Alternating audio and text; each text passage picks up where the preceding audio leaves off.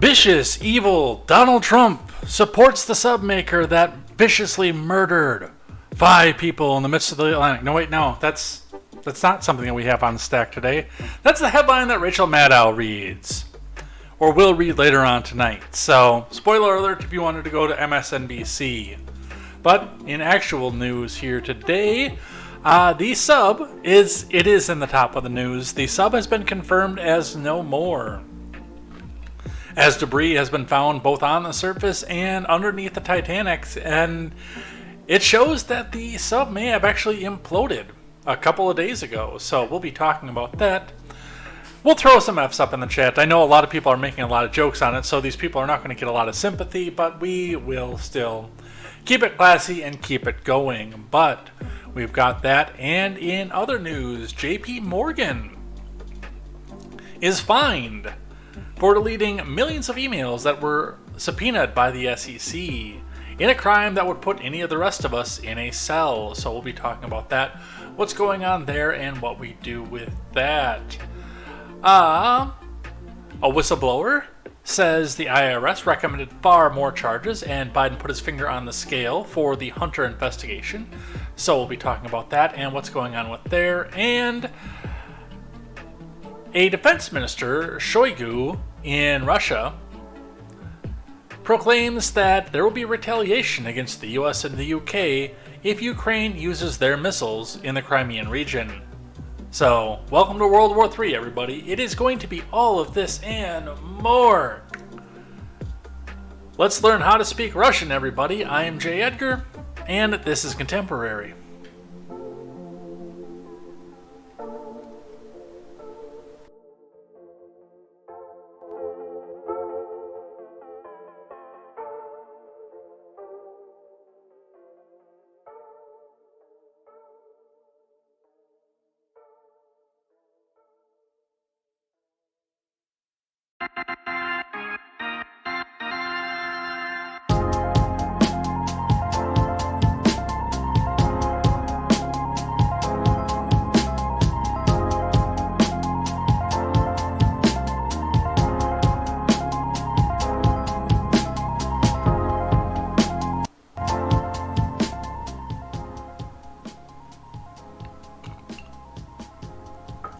Kind of interesting that we're talking about the failure of the little sub that couldn't, and we've got the victory fanfare from Final Fantasy going on in the background. But we've got a bunch of stuff to go over here today on Contemporary, so get some snacks, get some friends, get some people in the chat, and let's have a seat and let's have a conversation, which we will have some F's in the chat. I will put F's in the chat, by the way. I don't know what you guys are going to do, but I will put F's in the chat for these particular mariners, because, I mean, it is sad. It really is, in spite of how rich they were, in spite of the fact that they signed the waiver, in spite of the fact that they had to go back and do it. Loss of life is sad. Most of the people here are pro-life.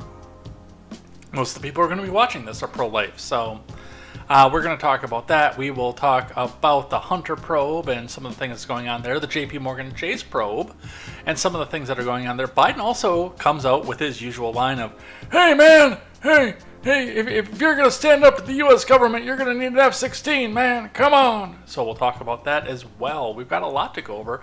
Plus, we've got things that I like and things that I hate at the end of the show today, which, again, takes up a lot of what was left over on the stack from over the week. So probably about 1 hour and 45 minutes in, we will cut away from the news, no matter where we are at in it, and jump onto things that I like and things that I hate. I do have some good things that I like, too, by the way, including a new music, well, not a new musical artist by any stretch of the imagination, but a musical group, a musical collective, if you will, because they trade members in and out as pretty much as they make new videos.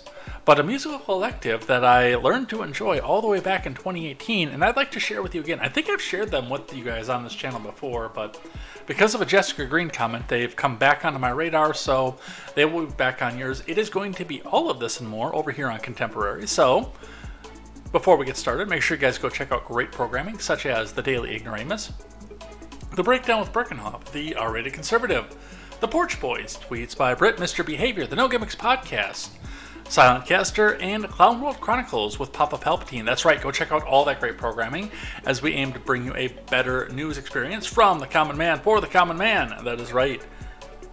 Stop getting your news from people who wear suits that cost more than your house and those same subsequent people who hate you and your way of life. Get your news from people who are just like you.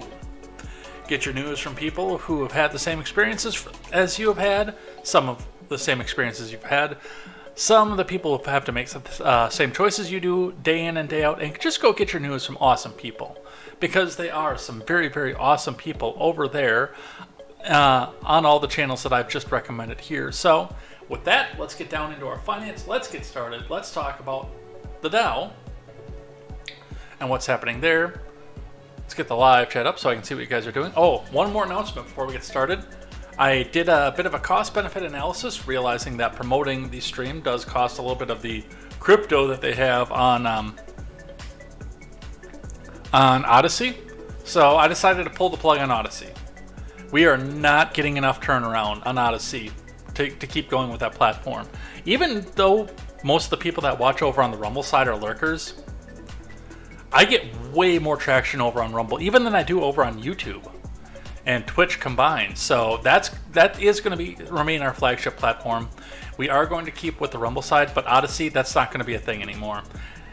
And I do think that some of what happened with Odyssey, and the replays are going to keep going to Odyssey, but there are just so many better opportunities and better places to go and use our time and effort than to go back and stream to a dead platform. So that one's going to be dead, but we are going to stay on the other platforms here for now. So you can check us out over on YouTube, DLive, Twitch, Twitter, somewhere. I don't know where the hell it comes up over on Twitter, Facebook. We are going to join Kick. I am going to, in exchange for doing Odyssey, I'm going to start doing Kick. So I'm going to set that up probably over the weekend. You will get a new address for that. From what I understand, that is a very, very Twitter or Twitch-like atmosphere. So if Twitch is getting too censorious for you, things like that, you can go check out Kick. I will have details for that. I'm going to try to get the J. Edgar 101 moniker so it matches everything else too. So you can check us out over there, and let's get started with the news. Look at the live chat up here, see what we've got. Oh, Mogwai is already going to town over there on the main chat over here. The Mogwai says, vicious Trump supporting Ghost Sync poor little sub. Wait, sorry, that was the headline, Rachel Maddow.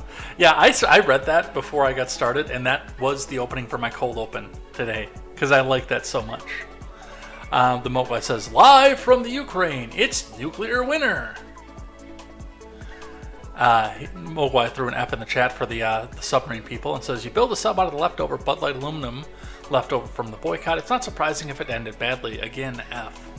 Alright, let's look at the finance for the morning. Or for the afternoon, rather. It's 6 o'clock at night. It's almost 6:30.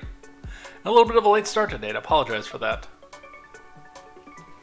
Alright, looking at the Dow, that did spend, again, most of the day below the previous close.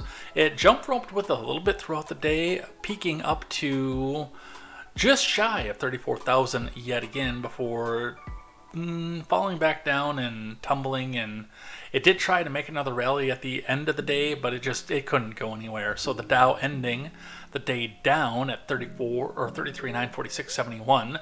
It's not a huge loss. It only lost about 4 points. So, but really realistically, it didn't. Oh, yeah, I don't care about restarting Windows right now. Screw off. It didn't really have much more of a 100-point spread throughout the entire day either. So take for that what you will. It was a fairly steady day today on the Dow, so that's what we see for that. On your Bitcoin is also been very steady today with a very, very low spread throughout the day. It did dip down to about 29.7 throughout the day, and it did get up as high as 30,005, but it ended the day at $30,024 and 70 US cents, pretty much about where it started from where we were starting yesterday, and that is down $34 and 70 US cents on the day, or 0.212% on your Bitcoin. Looking in at your gas prices in the Madison region, the west side of Madison has started to catch up with the east side and actually go a little bit lower in some cases. We see 336 is your standard on the east side. 336 is now your, for the most part, standard on the west side. We've got a Shell right in the middle of downtown that's still up at 350, and the BP is at 340, but it does look like the quick trips and most of the other surrounding stations are starting to drop down to the 336, 337 mark. So we may get some reprieve coming into our holiday weekend. We will see what happens with that and where that goes. Our finance report today comes from Bloomberg. That is Ron Helton's favorite publication from his favorite politician. Asia stock set for mixed open as bond yields rise, markets wrap. Bloomberg is a little bit more globalistic, so we'll be talking a little bit about overseas as opposed to when we look at CNBC or Investors Business Daily, where we typically look more at what's happening in the US. But from Rob Verdonk, Asian stocks were set for mixed open after US equities struggled for directions throughout most of the day before closing higher. Treasury yields climbed along with the dollar. Futures for Australia's benchmark were little changed, while those for Japan rose. Hong Kong is set to play catch-up as trading resumes following a holiday, while mainland markets remain shuttered. The S&P snapped a 3-day slide on Thursday after swinging between gains and losses earlier in the session, while the Nasdaq Golden Dragon China Index of U.S.-listed shares ended marginally in the red. The yen was little changed in early Asia trading on Friday, following the worst performance among Group of 10 currency peers as the Bank of Japan's dovishness contrasted sharply with the hawkishness of other central banks. Treasury 2-year yields hit the highest since March as Federal Reserve Chair Jerome Powell said U.S. may need 1 or 2 more rate increases.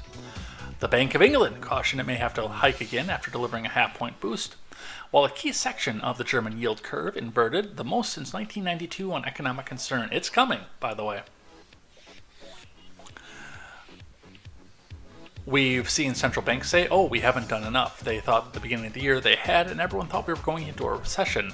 Now that we're seeing the data sequentially move away from that, said Philip Colmar, global strategist at MRB Partners, if you're not in a recession, it's also really hard to get core inflation down because you need to weaken the employment sector in order to do so. You don't necessarily need to weaken the employment sector, but it is going to help a lot to do so.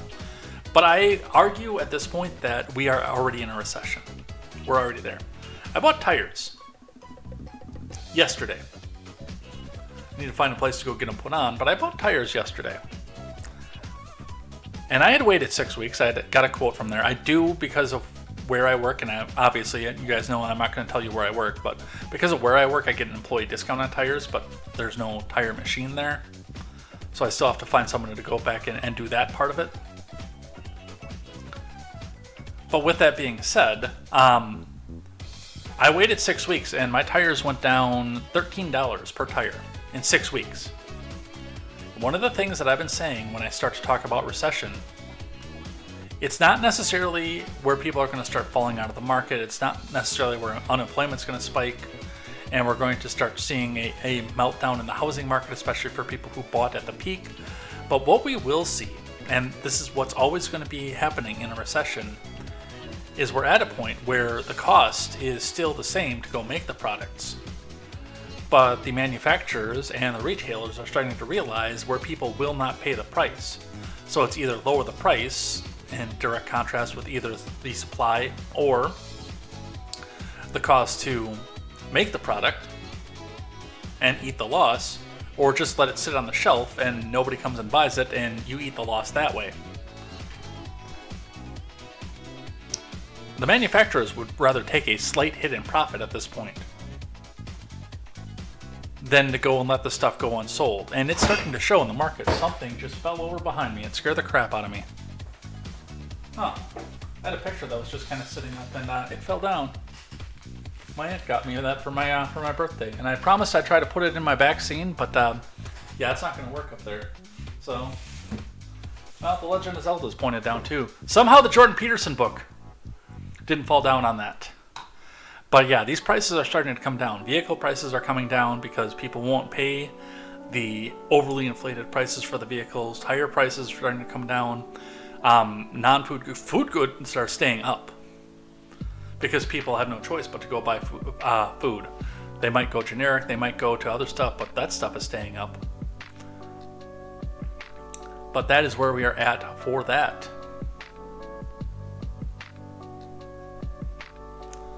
Let's look at our layoffs report for the day.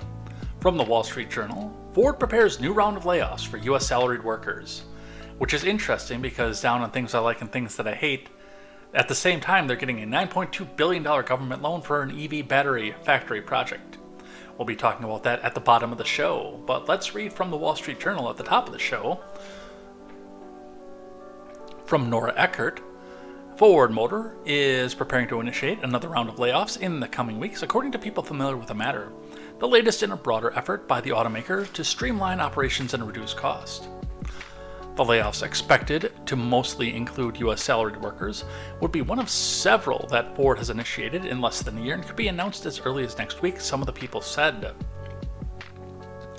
The number of people Ford plans to lay off in this latest round couldn't be learned, but the cuts are expected to affect employees on Ford's gas engine side of the business, as well as its EV and software division, the people said. A Ford spokesman said the company has nothing to announce. As we've said, part of the ongoing management of our business includes aligning our global staffing to meet the future business plans, as well as staying cost competitive as our industry evolves, he added in a statement. Ford Chief Executive Jim Farley has said the automaker has more work to do than its competitors to get costs in line, as it spends billions of dollars to transition its lineup to electric vehicles. So, a bunch of office workers and probably a whole bunch of office temps are going to wake up tomorrow without a job. And, well, not tomorrow, but as they go along. It's going to take a few weeks to go back and get through, but again, they said this is the third round of layoffs. 3,000 white collar in the US, 3,800 in its European workforce.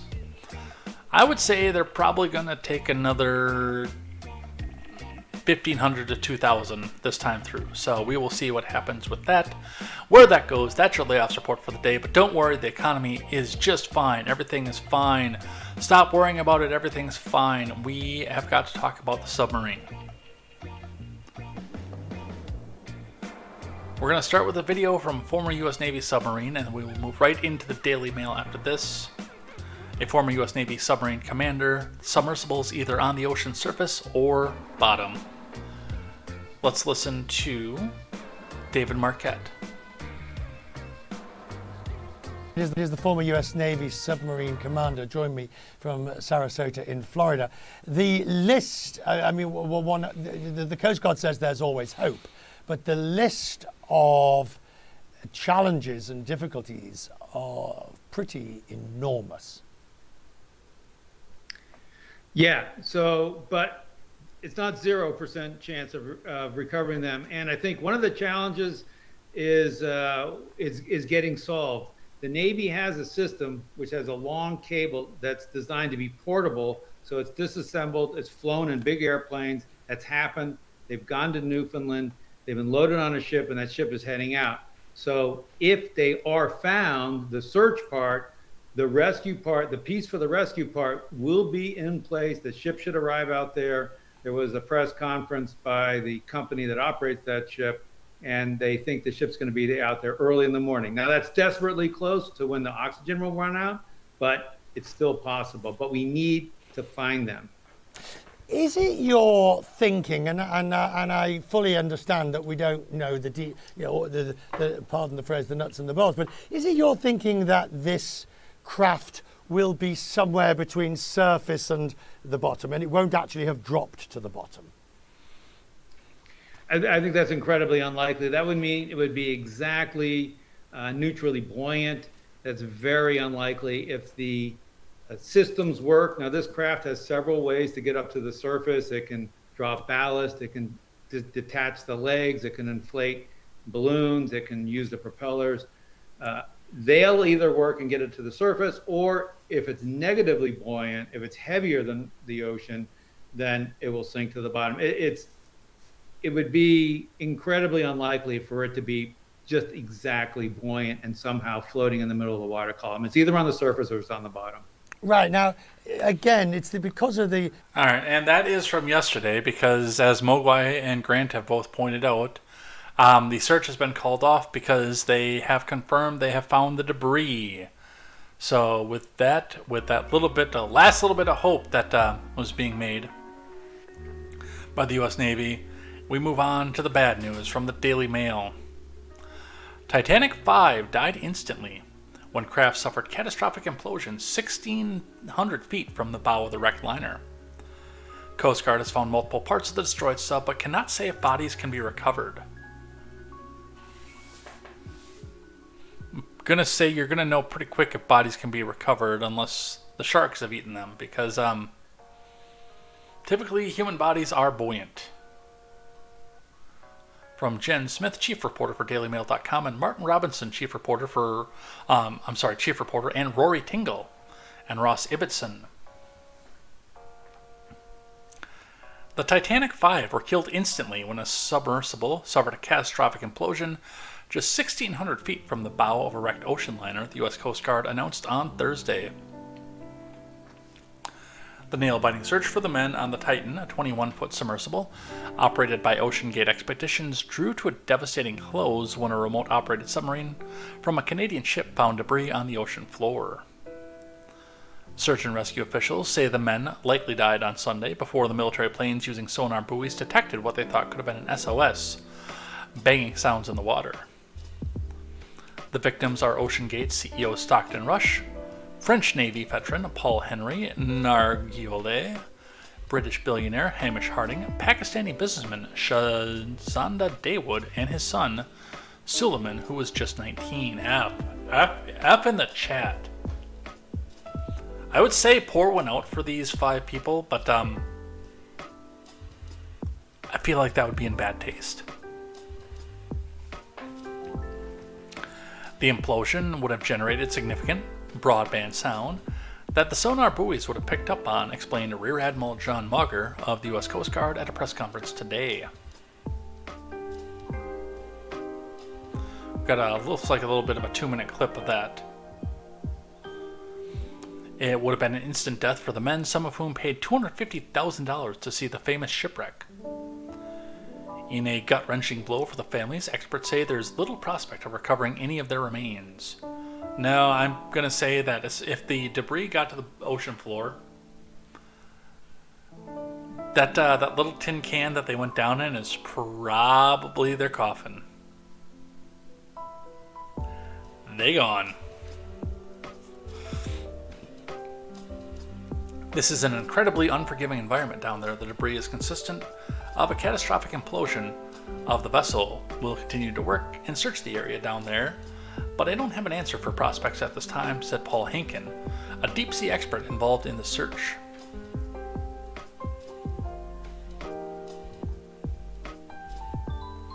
So they say the debris field's about 1,600 feet from the bow, so...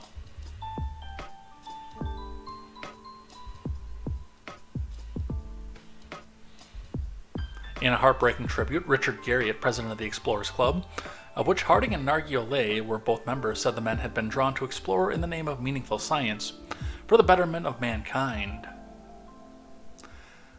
Our hearts are broken. I'm so sorry to share this tragic news, Garriott announced. He said the club was grateful for all our members and the scientific and exploration community around the world who have mobilized personnel and resources to support the search and rescue. Garriott described Harding as a dear friend to himself and the club. He holds several world records and has continued to push dragons off maps, both in person and through supporting expeditions and worthy causes, he wrote. We're heartbroken for the families, friends, and colleagues of those who were lost. Their memories will be a blessing and will continue to inspire us in the name of science and exploration, Garriott said. James Cameron, who needed a weigh on this for whatever reason. James Cameron took to the airwaves shortly after the Coast Guard announced the news, saying that it was struck by similarities between the disaster and the sinking of the ocean liner in 1912. I am struck by the similarity of the Titanic disaster itself, where the captain was repeatedly warned about the ice ahead of the ship, and yet he steamed ahead at full speed into the ice field on a moonless night, and many people died as a result, Cameron told ABC News. I've been down there many times. I know the wrecked site very well. I understand the engineering problems associated with building this type of vehicle and all the safety protocols, he added. This is a mature art, and many people in the community were concerned about the sub. it is absolutely critical for people to really get the take-home message from this, said the filmmaker. Cameron's pointed message comes after it was revealed that emerged that the OceanGate boss Rush had been warned years before that his experimental approach could lead to a catastrophe, and in another interview he spoke about the breaking rules to make the submarine. In addition to the vessel's landing frame and rear cover that were first pieces of the debris detected, the ROV submarine also found fragments of the pressure hull of the main body of the submersible. The debris is consistent with a catastrophic loss of the pressure chamber. Upon this determination, we immediately notified the families. So, some news, some good news. Now, from the way this has been described to me, and I've talked to a few people about this outside of just being on Contemporary, from the way this has been described to me, it seems that they didn't even have a chance, pretty much, between saying, hey, I don't think that sounds right, and hey, St. Peter, what are you doing here?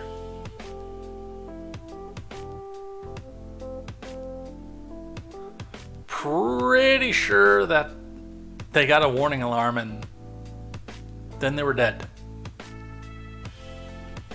So there probably wasn't a lot of suffering. There wasn't drowning or anything. It just, boom, you're done.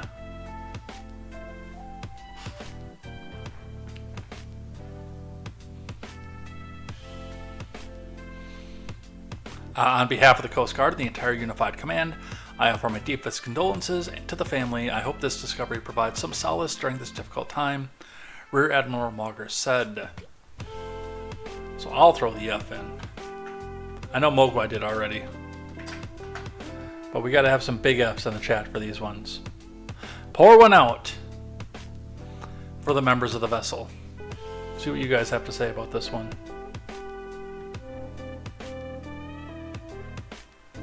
Mr. Scott is here.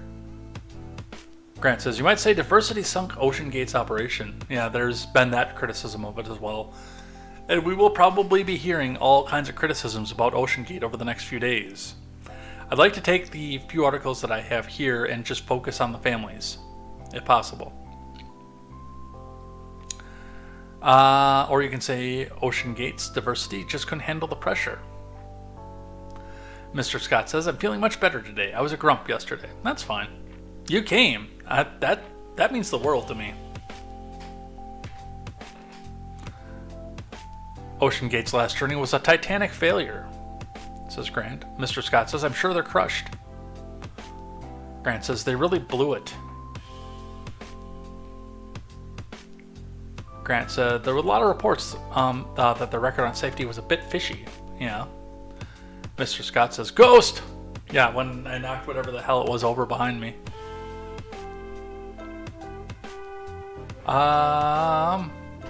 Mogwai says parts of the country are down, parts are still chugging along. It's kind of like Biden's train of thought. Most of the time it's derailed, but there are times it's coherent. Mogwai says, laid off, Ford tough.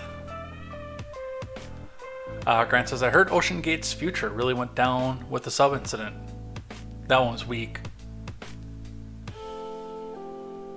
Get woke and go broke. Grant says, rewarded for the gay raptors. Mogwai talking a little bit concerned with the video. Really helpful. It's either up or it's sunk.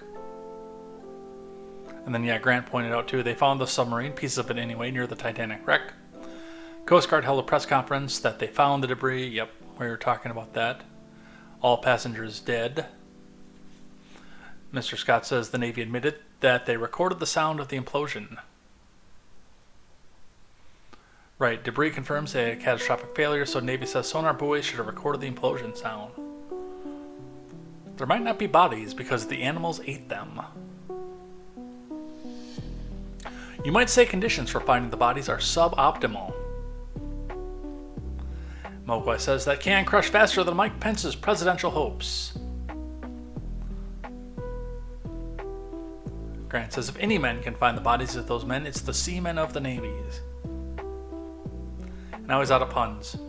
Oh, come on. I bet you can find some more.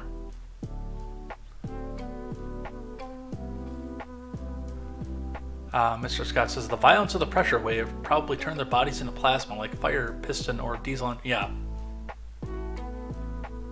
Mogwai says, Grant, please don't say semen. It excites Lindsey Graham.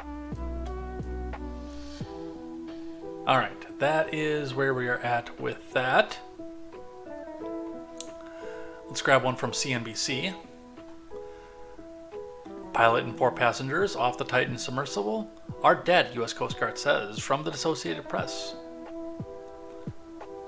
The Coast Guard says a missing submersible imploded near the wreckage of the Titanic, killing all 5 people on board.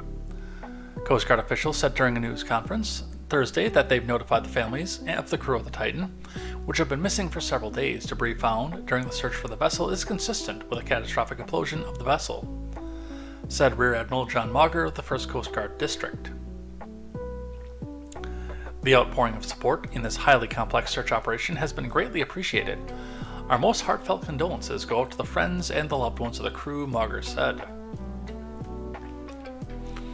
OceanGate Expeditions said in a statement that all 5 people on board, including the CEO, Stockton Rush, are believed to be dead. Rush Shahzada Dawood and his son Suleiman Dawood, Hamish Harding, and Paul Henry Nargiole have been lost, the OceanGate said in a statement.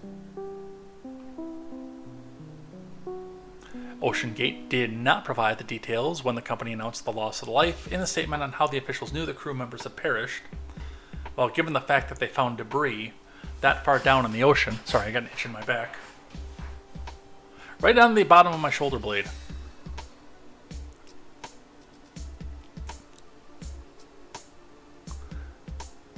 The Titan's 96-hour oxygen supply had likely ended early Thursday. Oh, it likely ended long before that. Because from what they're saying is on Sunday, when they lost communication, is when this happened.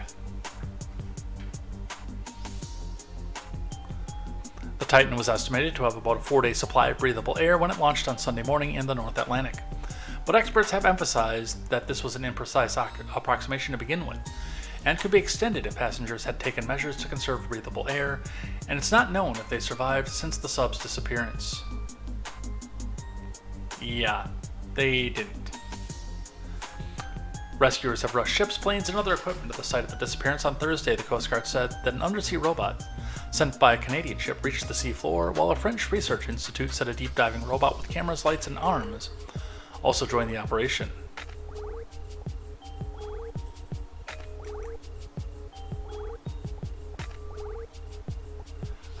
This is an undated photo showing tourists submersible belonging to OceanGate begins its descent to sea. Search and rescue continues by the U.S. Coast Guard in Boston. Not anymore. And I don't think that was bubbles of air rushing out. I think that was just, them going down and blowing their ballasts so they could go down.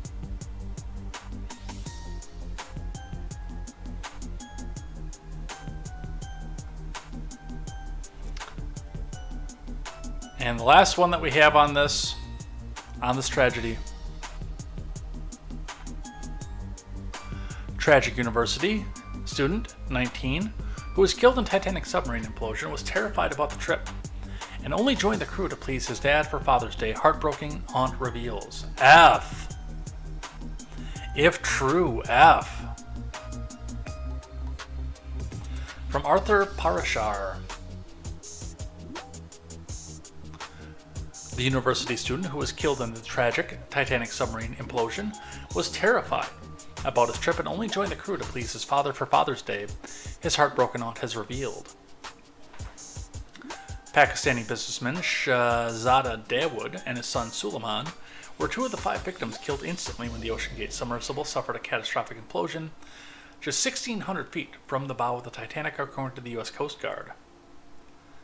The other victims were OceanGate CEO Stockton Rush, French Navy veteran Paul Henry Nargiole, British billionaire Hamish Harding.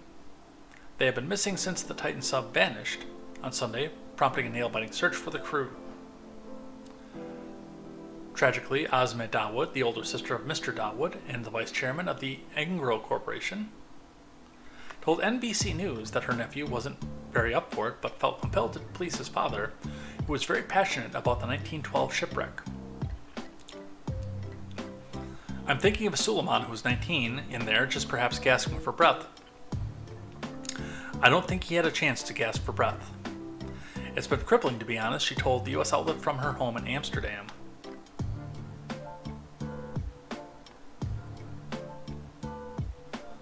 So, some of the images that we have here. Shahzada and Suleiman getting ready to go. Hamish Harding, we knew about. He was the first person that was brought up for all of this. PH Nargiole and Stockton Rush. And then the woman saying that it was her nephew that was not very willing to go. So, loss of life, pour one out. It's senseless. And it is. I mean, these people did take their lives into their own hand when they did that. I'm not going to come back out and say that this probably wasn't tremendously stupid for them to go back and do, because it was. We're going to be completely realistic about the fact that, given the safety record of the company, given all the warnings that everybody that went on that ship were given before they went, it's still tragic to see. Loss of life is taken very seriously on this channel. I am very pro-life. Anti-war, anti-government, and yes, I will try to talk people out of doing something stupid if I see them going in. But it is ultimately their own life too, so that's something we do have to keep in mind. Mogwai says, who gets the film rights to this crushing tragedy? I'm guessing New Bribe Cinema. We will see. We'll see in probably 90 years. Because I bet you the movie won't come out until, almost 90 years later. Alright, what else do we have? We got some more stuff to talk about over here. Let's talk about JP Morgan Chase today from Disclose.tv, starting off the reporting here. New! JP Morgan mistakenly deleted 47 million records, SEC says. Deleted records were requested in several probes, per Bloomberg.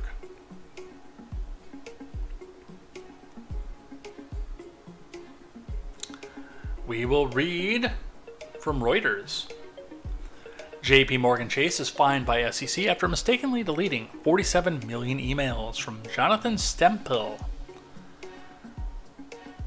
Well, did you guys wipe your email server? What, you mean with like a cloth?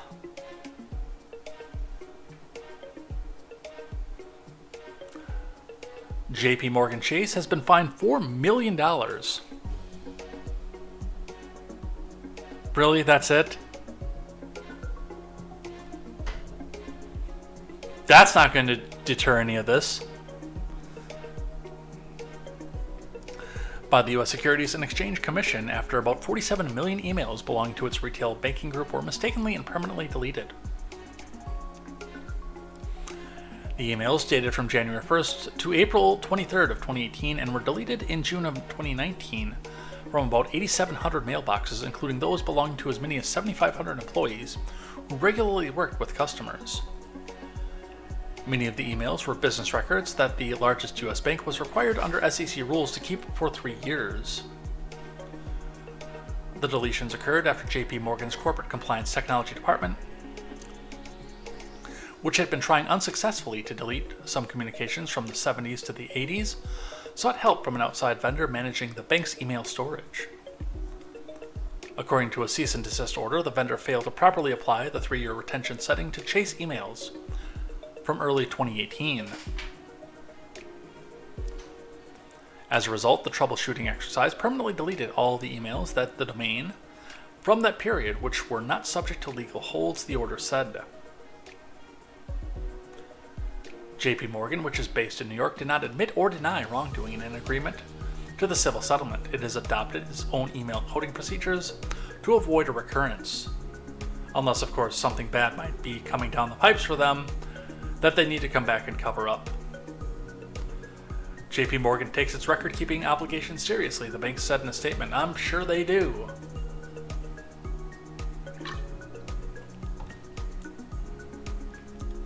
According to the SEC, JP Morgan has been unable in at least 12 civil securities-related regulatory probes to comply with subpoenas and document requests for communications that had been permanently deleted. All right, and I want to remind you, and this is part of the reason I wanted to talk about this, and we've got one more article for this, but if you or I just deleted or destroyed a record that was being subpoenaed by a federal agency, we would be in a cell. And my next big question here is, what was in the emails that they didn't want to see? Mr. Scott says that's like 5 minutes of profit for them. Mogwai says a big magnet just hit the hard drive. And Mogwai says JP Morgan, new email supervisor, Hillary Clinton. Dan Mangan takes us a little bit further. SEC finds JP Morgan subsidiary for deleting 47 million emails, some related to subpoenas. The SEC fined the broker-dealer subsidiary of JP Morgan Chase $4 million for accidentally deleting about 47 million emails from early 2018, according to an admin order on Thursday. Some of those deleted emails were sought by subpoenas in at least a dozen regulatory investigations, but could no longer be retrieved, the SEC order against JP Morgan Securities LLC noted. Others could relate to potential future investigations, legal matters, and regulatory inquiries, the order said. The emails, which were accidentally deleted in 2019, went from and to about 8,700 email inboxes, which includes up to 7,500 employees who had regular contact with customers. Many of them were business records required to be retained pursuant to federal securities law, the order said. JP Morgan Securities consented to the SEC sanction, which also censured the firm. Excuse me. So, they got censured. They got a, don't do that again. No, that's bad. No, bad. And as Mr. Scott pointed out, about 5 minutes worth of profit in fines. Yeah, that'll deter them.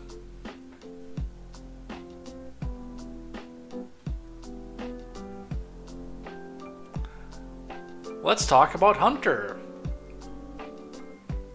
Starting with the Daily Wire, but astoundingly, by the way, in this story, the mainstream media is actually talking about this too. I couldn't believe that when I saw that. The reason I started with the Daily Wire is I thought that was going to be the only source for this, but no, sure enough. The other ones are talking about this too. Biden's getting thrown under the bus, by the way. If I wasn't sure about it before, I am positive of it now. Whistleblowers allege Biden admin blocked prosecutors from filing charges against Hunter twice last year. From Ryan Saavedra. Yeah, tell me about what happened in this latest probe. Two IRS whistleblowers have come forward to allege to Congress that President Biden's DOJ buried evidence implicating Hunter in tax crimes. Jason Smith made the announcement during a press conference on Thursday, saying U.S. Attorney David Weiss tried to bring charges against Hunter in 2 different jurisdictions last year, but was denied both times. Smith and Weiss sought to be appointed as a special counsel. Smith said Weiss sought to be appointed as special counsel in the case last year, but was denied. The IRS whistleblowers pushed for felony charges to be brought in the case after Hunter allegedly skipped paying millions of dollars in taxes on more than $8.3 million in income. The whistleblowers said the IRS was notified of potential evidence in the guest house of former Vice President Biden, but were told by U.S. Attorney Leslie Wolf that because the evidence would be found in the guest house of the former president, or vice president rather, there's no way a search warrant for evidence would ever be approved, which is fair, by the way, a fair assessment. Smith said the whistleblowers indicated that Hunter Biden's lawyers were also notified that the IRS had probable cause to search a storage unit attached with the first son, which would give Hunter Biden the opportunity to potentially remove materials from the location. Let's listen. Not one, but two IRS employees are blowing the whistle, with evidence that the federal government is not treating taxpayers equally when enforcing tax laws. The whistleblowers were working on an investigation into Hunter Biden that opened in November of 2018 as an offshoot of a separate corporate investigation by the IRS. Let me emphasize, this was an investigation in the ordinary course of work at the IRS. It was not ordered by any individual, any chairman, or any political entity. The testimony we released today shows the IRS recommended charges against Hunter Biden that included attempt to evade or defeat tax, a felony, fraud or false statements, a felony, and willful failure to file returns, supply information, or pay tax. These tax crimes cover an estimated $2.2 million in unreported tax on global income streams to Mr. Biden and his associates from Ukraine, Romania, and China, totaling $17.3 million from 2014 to 2019. Mr. Biden personally received $8.3 million. So, and again, a reminder that if any of the rest of us did this, we'd be sitting in a cell at this point. And a lot of us, it wouldn't be the nice white-collar cell, although for many of the wealthier among us, it would be the white-collar cell. But for a lot of us, it would be the pack your bags and tape the butt shut kind of prison.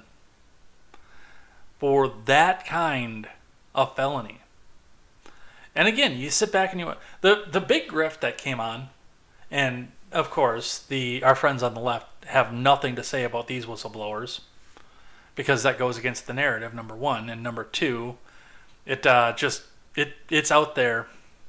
But when we look at something like this, there's a reason that Hunter Biden copped to misdemeanors, in spite of the fact that the U.S. attorney, which the big grift was and the big complaint was, oh, if you don't like if you don't like the plea deal that came out of here, you should be talking to the Trump appointed judge who signed off on it. We owned you. We're holding our own to accountable. We're making ours accountable.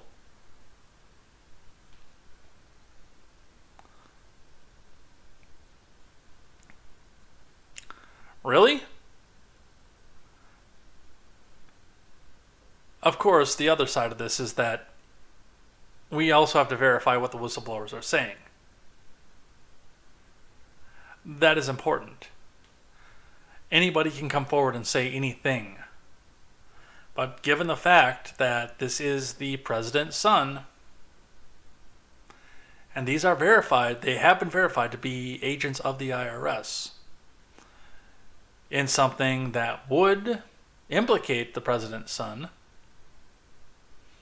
lead to a further investigation into how he got the $8.3 million over those 2 years, and possibly implicate the current president of the United States, but also the use of the DOJ to keep the president's son out of a prison cell, on top of all the rest of that. This all adds up into a situation that is completely believable. 100% believable, in fact.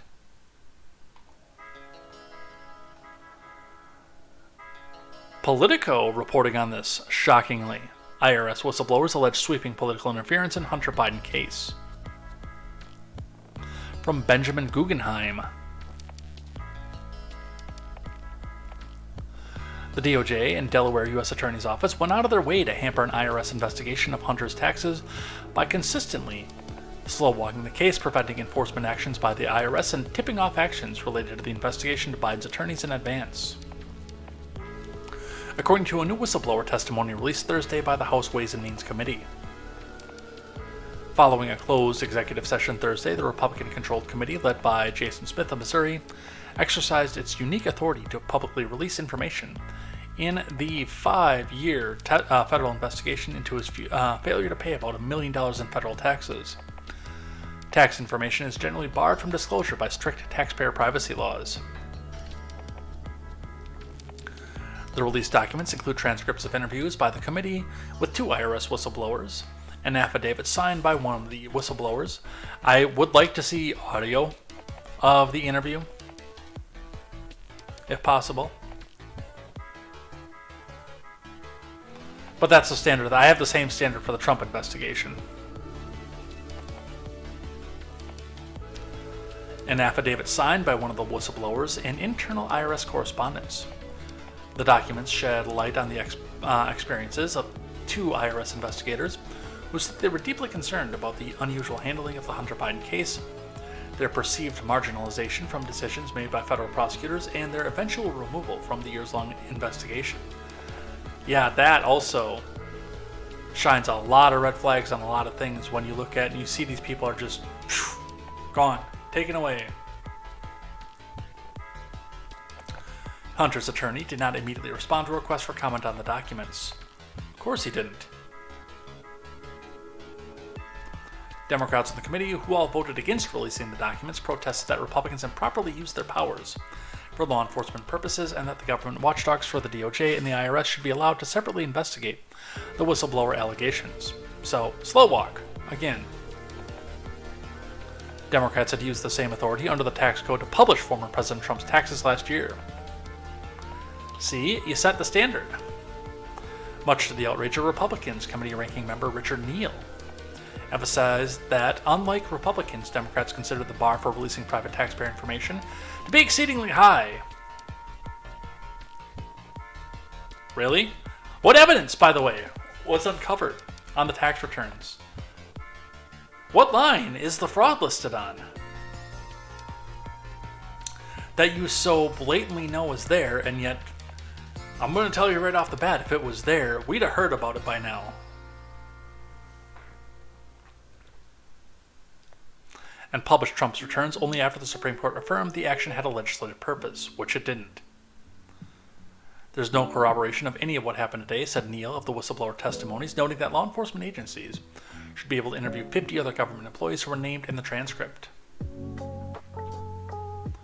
Smith insisted Americans deserve to know about the justice's unequal enforcement of tax laws evidenced by the Hunter Biden case that he said blatantly favor the wealthy and politically well-connected.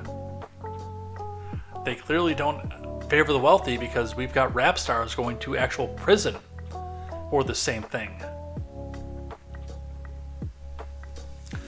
I think you'll see a level of criminality that I don't think anyone expected to see in the whistleblower transcripts, the committee member Darren LaHood, a former federal prosecutor, said. While Hunter ultimately agreed to plead guilty to 2 misdemeanors, as detailed in a Delaware court filing earlier this week, Smith said the IRS recommended that President Biden's son be charged with counts of attempting to evade or defeat tax and fraud or false statement, both of which amount to felonies. What plea deal did Mr. Biden just receive? A slap on the wrist for charges that have put other Americans behind bars, Smith said. In his interview with the committee, one of the whistleblowers, Special Supervisor Agent Gary Shapley, describes meeting on October 20th, 22 between senior managers at the IRS, FBI, and the Delaware U.S. Attorney's Office, in which David Weiss, the attorney overseeing the probe, provided the earth-shattering news that charges have been brought against Hunter Biden were denied in D.C. and that Weiss was subsequently denied special counsel authority by the justice. I don't think that Weiss was in a position to be a special counsel, given his Trump appointment status. In all fairness.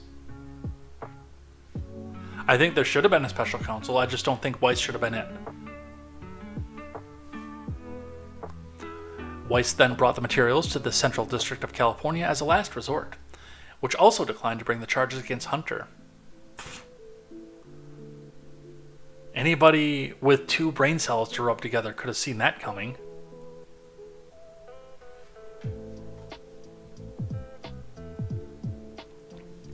Are we off somewhere, by the way? I'm supposed to be showing 5 platforms. I'm only showing 4, so we gotta check and see if we're streaming everywhere.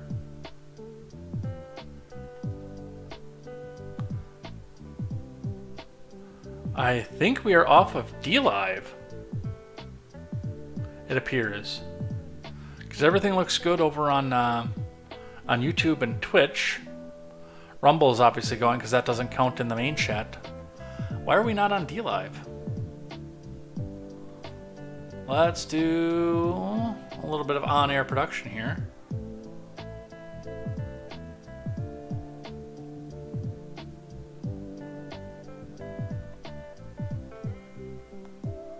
Let's see if that kicks back on.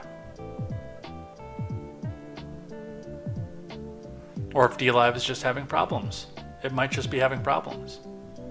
Or Restream could be having problems with it. I don't know. Oh, now we're going. Now we're on all 5. Shapley said it was clear to all the investigators present at the meeting that testimony provided by A.G. Garland to Chuck Grassley in March that Weiss has the full authority to make those referrals and has been advised that he should get everything he needs was false. The criminal tax investigation of Hunter Biden has been handled differently than any other investigation I've been a part of in the past 14 years of my IRS service, Shapley said. Who would have thought? Who could have thought that a tax investigation into the president's son, who is alleged to be using his father for influence peddling, might be hampered up by the father who is being used for influence peddling? Who could have seen that coming?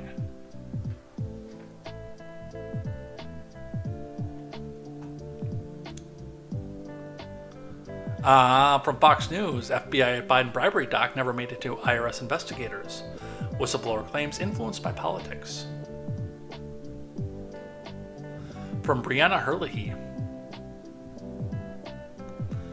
An IRS whistleblower says the FBI's FD 1023 document that alleges a bribery scheme involving President Biden, his son Hunter, and a foreign national was never delivered to investigators, even though it was sent to the Delaware U.S. Attorney for further investigation. On Thursday, the House Ways and Means Committee released a portion of whistleblower testimony related to the IRS and Justice Department probe into Hunter Biden's tax affairs. The federal probe began in 2018 amid the discovery of suspicious activity. Reports regarding funds from China and other foreign nations. That investigation originated out of the U.S. Attorney's Office in Delaware under U.S. Attorney David Weiss. One whistleblower who spoke to House Republicans Gary Shapley Jr. testified that decisions in the case seemed to be influenced by politics. No shit, Sherlock. Again.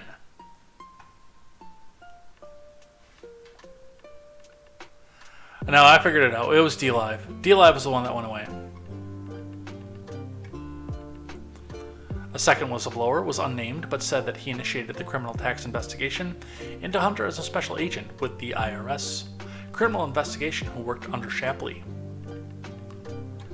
He also said in a supplemental letter submitted to the committee from his lawyer that he was never informed of or received the FD 1023 document that was reportedly sent to the Delaware U.S. Attorney's Office for investigation and which may have been useful as Hunter Biden was being investigated. Fox News Digital reported this month that the contents of the FD 1023 allege that Biden was paid $5 million by an executive of the Ukrainian natural gas firm Burisma Holdings.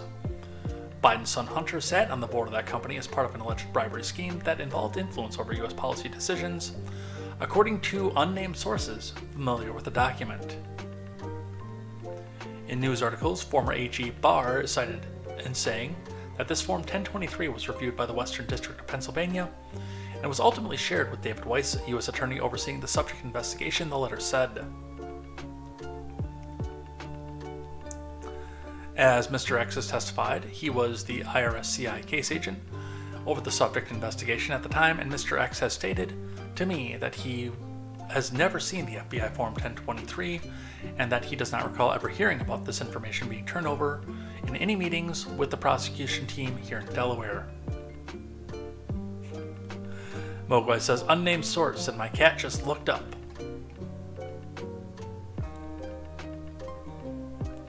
Further, Mr. X informed me this information could have been relevant to Mr. X's investigation at the time of the subject, as it related to the claim of $5 million being paid to the subject, which directly ties to email correspondence reviewed between the subject and business partner of subject sent in May of 2014, which is believed to be a reference of the $5 million, the letter said.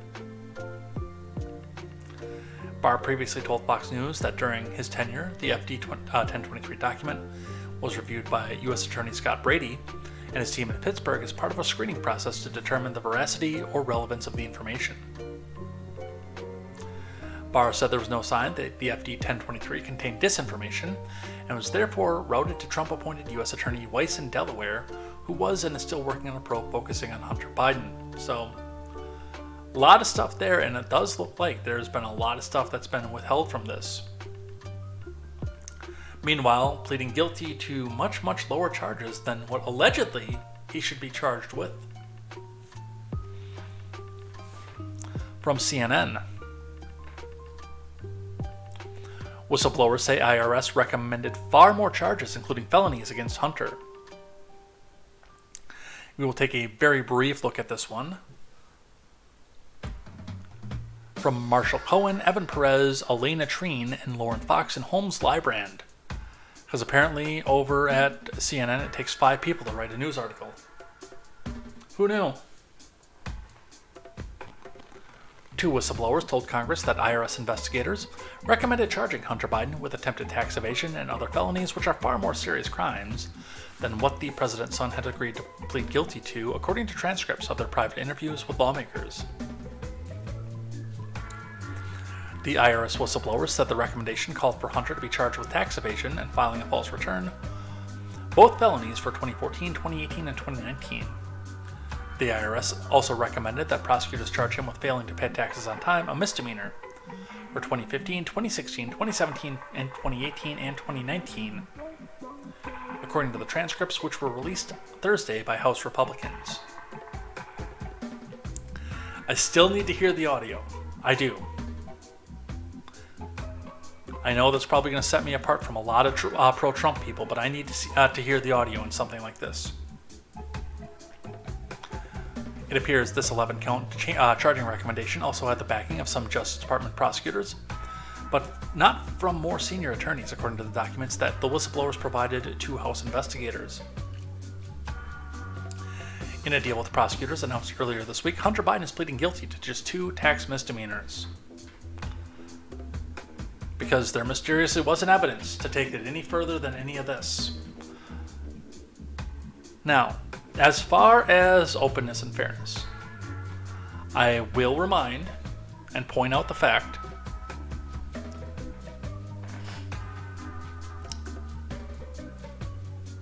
that I don't think that there's going to be a judge who is objective enough to take up this case.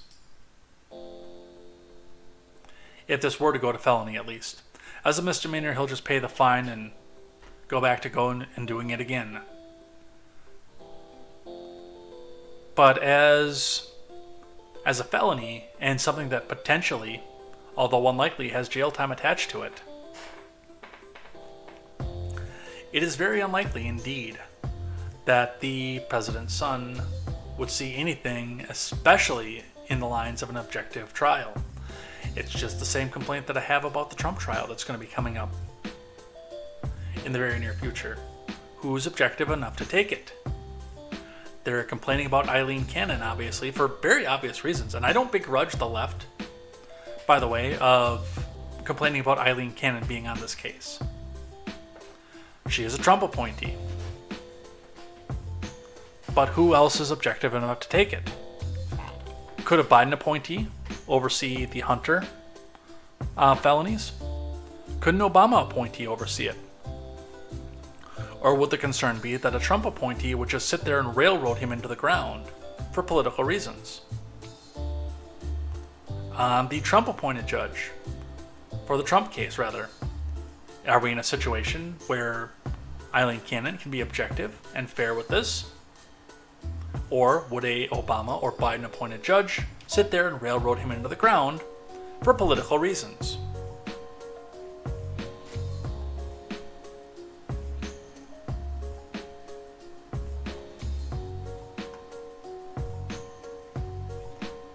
Biden pulling out one of his old mothballed lines from The Blaze. You need an F-16, man. Biden mocks Second Amendment supporters wary of tyrannical government. From Chris Enlow, it's not wary of tyrannical government, dude. We're there. President Biden mocked Second Amendment supporters on Tuesday by saying they need fighter jets, not AR-15 rifles, to challenge the government. Vietnam would like a word with you. While speaking at a campaign event in California, Biden addressed gun violence and pushed for numerous false claims. President Biden claimed the NRA wields overwhelming power and is the only outfit in the nation that we cannot sue as an institution, which is false. This, of course, is not true if there is an active lawsuit in New York against the NRA that a judge has ruled can proceed. Which is good. Put those fuckers out of business. I hate the NRA. I like rifles, but I hate the NRA. Next, Biden claimed the Second Amendment explicit does not state that you can own any weapon that you want. There's lots of things that we can change because the American people, by and large, agree that you don't need a weapon of war, man. I'm a Second Amendment guy. That's another false statement right there. I taught it 6 years at law school.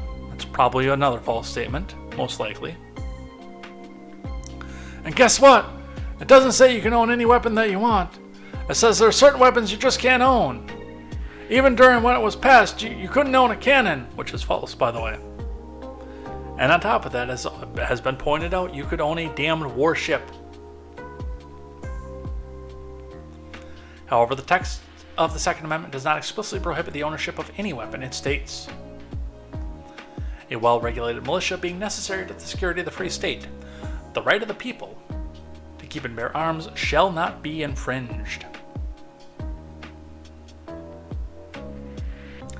Moreover, it's not true that Americans were prohibited from owning cannons. Biden has been repeatedly fact-checked on that claim, which is downright false. We have no idea where he conjured up this notion about a ban on cannon ownership in the early days of the Republic, but he needs to stop making that claim, wrote Washington Post fact-checker Glenn Kessler, a leftoid, by the way.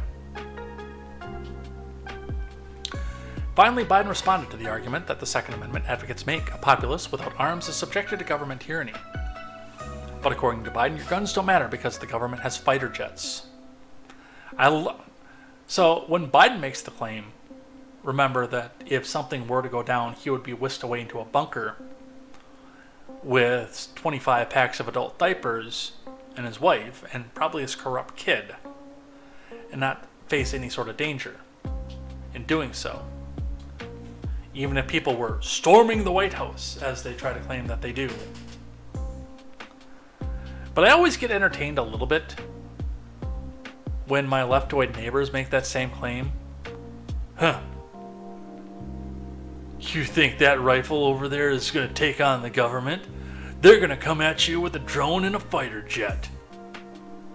And I just look up and I use the classic argument. And dude, we're neighbors.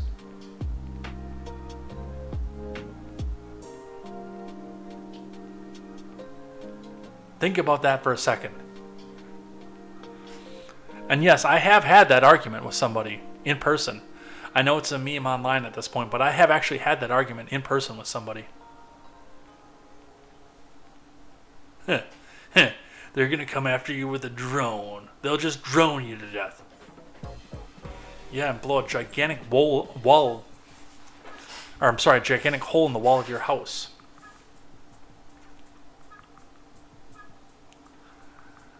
One from the Daily Wire. Some more Biden news here. Biden signed off on declassifying COVID origins by June 18th. Guess what? He didn't do it. From Virginia Cruta.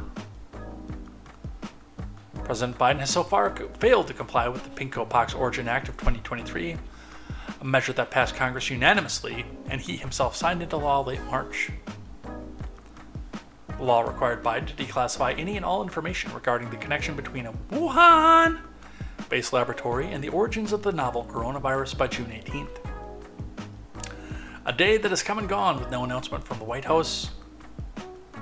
A number of Republicans took to social media last week to remind Biden the deadline was approaching and that it had passed.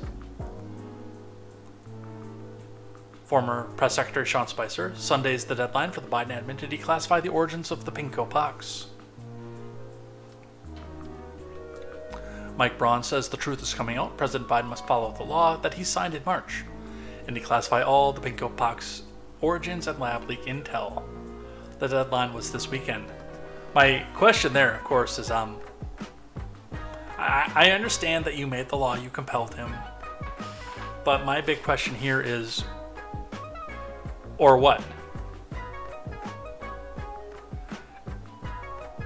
And I am full on board curious about that. That's not a rhetorical question. I want to know what punitive measures you had in place in this law to make him comply, because I'm not seeing any action right now.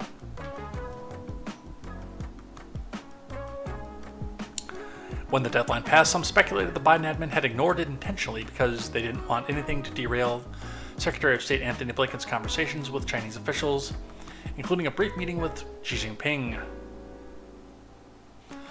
Jamie Metzel on this very topic. Now the mystery deepens after the administration missed a congressional deadline to declassify all these documents on the virus started. That deadline was yesterday. Jamie Metzel, former World Health Organization expert committee member, back with us, and good morning to you. Doesn't it seem a little strange how you missed the deadline a day before Blinken's there meeting with Xi? Or does some intent strike you with that? I don't know if there's intent. The deadline was yesterday, Sunday, which was a day off. Today's a federal holiday.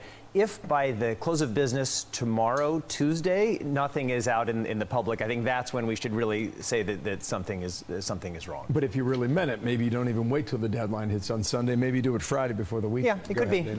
It could be. And the administration is trying to balance a lot of things. As you know, Bill and Dana, I've been very vocal on the COVID origins issue. I think we need to be raising this front and center. 20 million people are dead from a totally avoidable pandemic, and that's got to be a big issue for us. What do you think about the reports from last week that these 3 scientists from the lab are the ones that first contracted it, and that's how this all got going, that China tried to cover it up? Like, how much closer are we to knowing for sure that it came from the lab? Well, we certainly from day one, I have thought that a research-related origin was by far the most likely way that this pandemic started.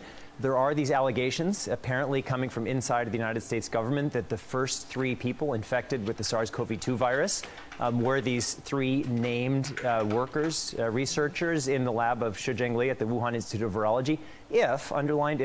If that should be proven, that is 100% proof that COVID-19 comes from a lab accident. Then it's really game over, and then we shift to what do we do about it. Jamie, how possible is it that this administration gives China a pass on COVID? Well, we don't know. I mean, I think that they are going to try to push. The administration, President Biden called for the intelligence review by all the intelligence agencies. That had not happened under the... Okay, so that's all we're going to do on this one. Mr. Scott says, what a goober. China, China, China. And the other thing that I point out again is, or what? Like, what is the penalty for the fact that he didn't do this? This is one of the few, by the way, and I usually read the source material. I didn't read the source material because I thought to myself, oh, unanimous vote. That means he's just going to do it because it's really that tame. And then he didn't do it. And I legitimately don't know what the punitive action would have been for this. Mogwai says, don't worry, it'll be found in a random box in Washington, Chinatown. Oh, you want me to put that in a paper bag for you?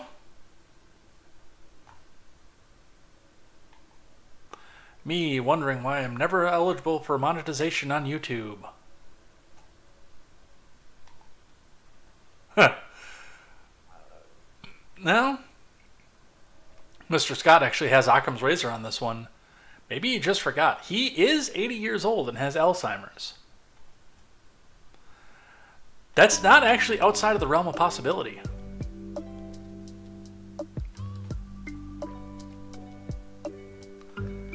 Alright, let's move on and we'll do some other things here. There was another one that I actually wanted to do. with this one here. We're going to move this up.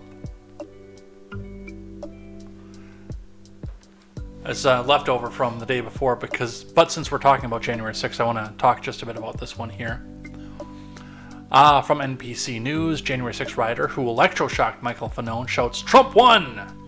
after he's sentenced to 12 and a half years. This dude is getting new fingerprints, and he is going to show up with a new name somewhere in probably Colorado. From what I understand, that's where they put a lot of the witness protection people.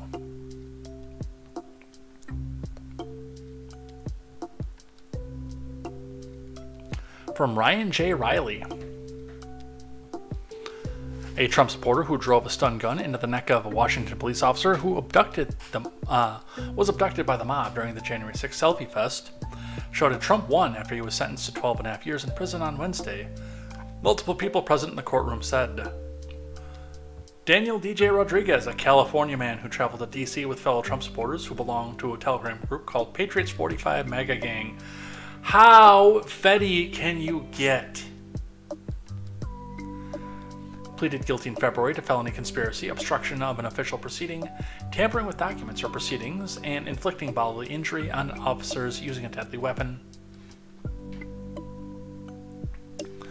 There will be blood, Rodriguez wrote in a MAGA Gang Telegram chat on the night of January 5th, 2021. And then he put on more clothes to cover up his glow. Just hours before he attended Trump's rally at the Ellipse near the White House, Welcome to the Revolution. And then he put on even more clothes because the glow was going in. Like, seriously? On January 6th, after having joined the fight in the Capitol's Lower West Tunnel, where some of the most violent scenes of the day played out, Rodriguez attacked Officer Michael Fanone, later bragging about his actions in the Telegram chat. Thank you, Grant, for the join over on Rumble, by the way. I just got the alert on my phone. Thank you for that.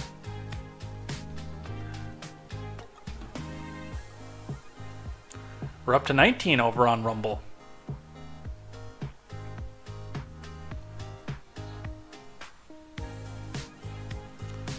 Oh my god, I did so much fucking shit right now and got away, he wrote to fellow members of the Patriots 45 MAGA Gang. Tastes the fuck out of the blue. This glows so hard.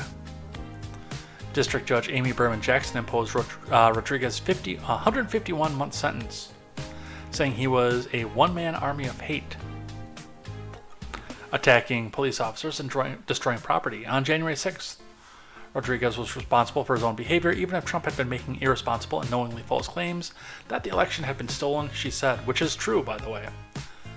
All the people that did commit violence, and not the people who were glowing and trying to rile other people up, are recognizant and responsible for their own actions. Most of the people who were there got into the rotunda and looked around and said, okay, what do we do now? As seen in live stream clips that you will never see again because YouTube has determined that they shall never ever see the light of day. But thank you to the wonderful Stephen Ignoramus for going there and letting some of us who have an eidetic memory, and will remember them for the rest of our lives, see a glimpse into what our friends on the left are trying to spin into something completely different.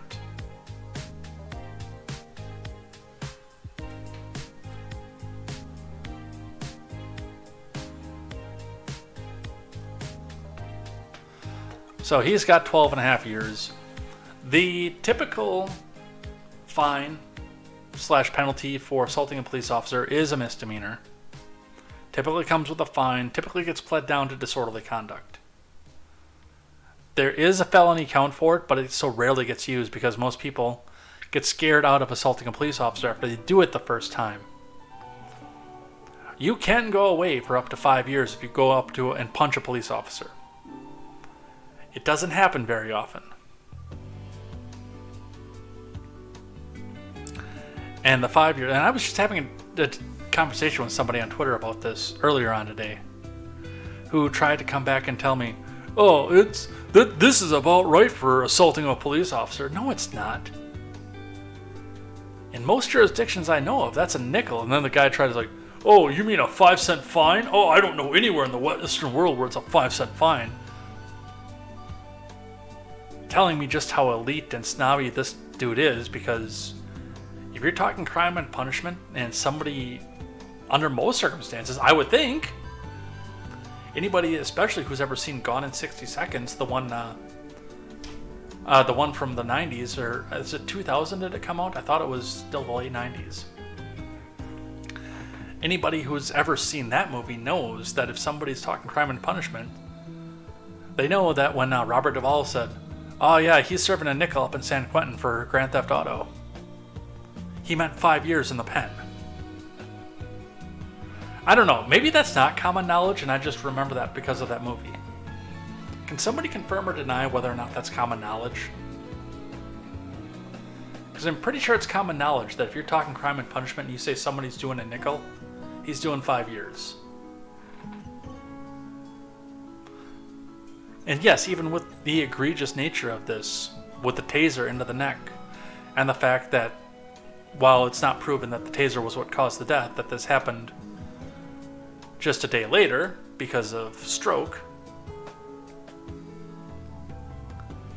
still, I wouldn't say that that's enough to carry that up to double and then some of the sentence.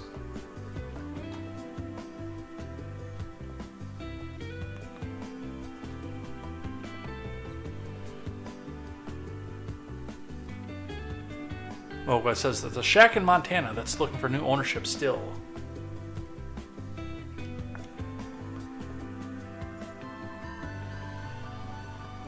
And from Politico, what are we doing for time? Oh, we got plenty of time yet.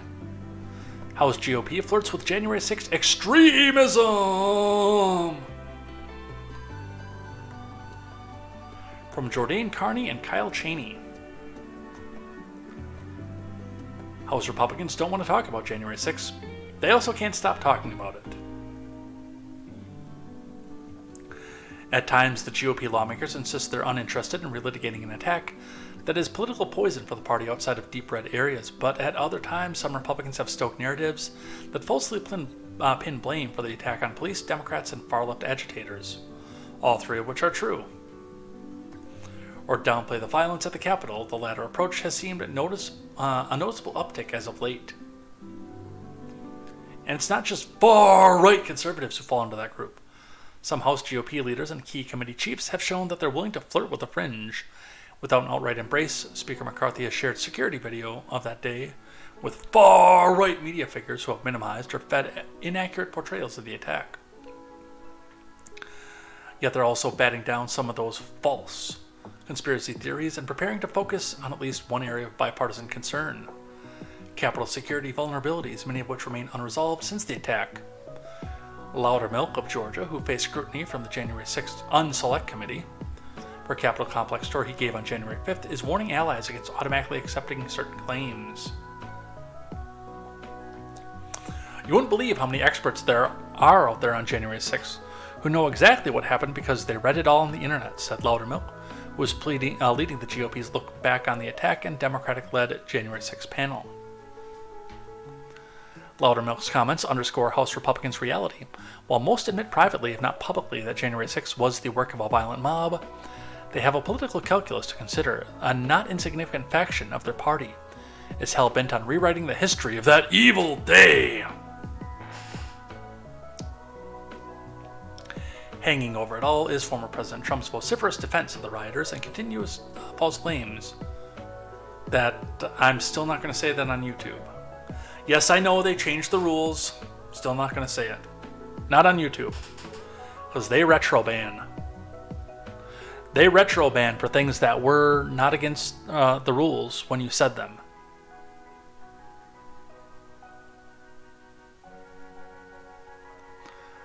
Federal and Georgia prosecutors are investigating his efforts to subvert the election and could bring charges later this year on a very, very partisan basis.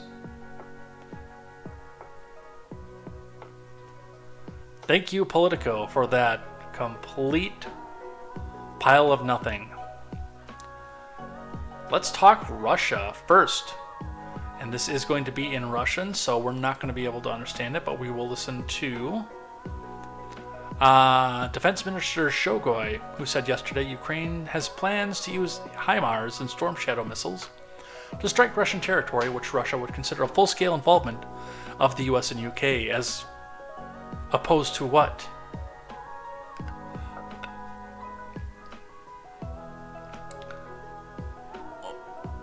Are we not in a full-scale involvement already?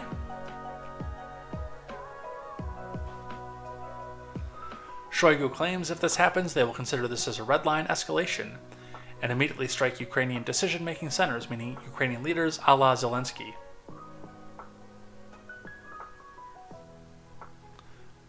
I would argue I think they're already trying to do that.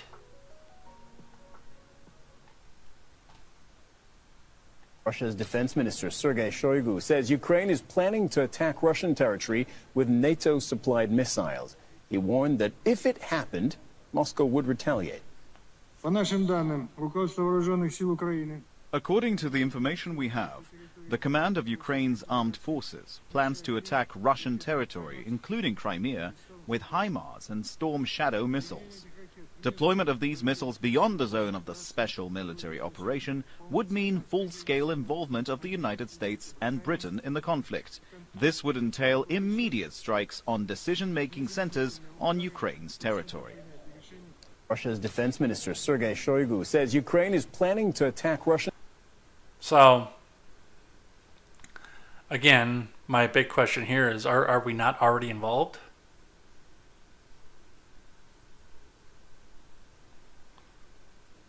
I don't know. Let's read from Reuters. We did a lot from Reuters today, by the way. I've noticed. Russia warns Ukraine against striking Crimea with US and British missiles. No author given. Russian Defense Minister Sergei Shoigu said on Tuesday that Moscow had information that Ukraine was planning to strike Russian-controlled Crimea with longer-range US and British missiles, and warned Russia would retaliate if that happened. To be fair, they've been shaking that fucking stick since they went over into the Luhansk region.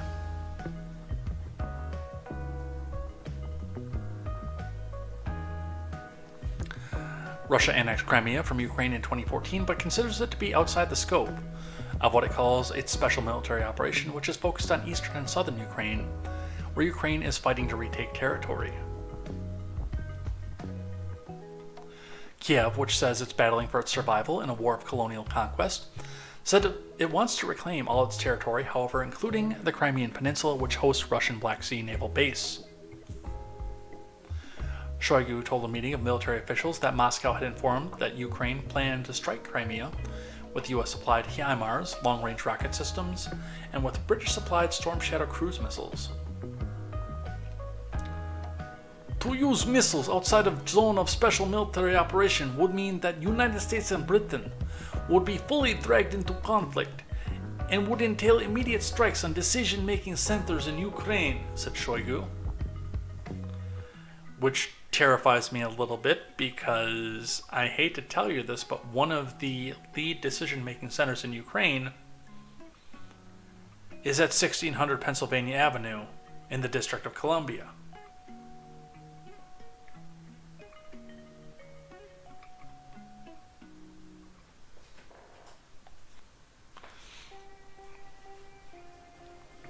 Ukrainian generals and politicians have said many times they do not announce their military plans ahead of time.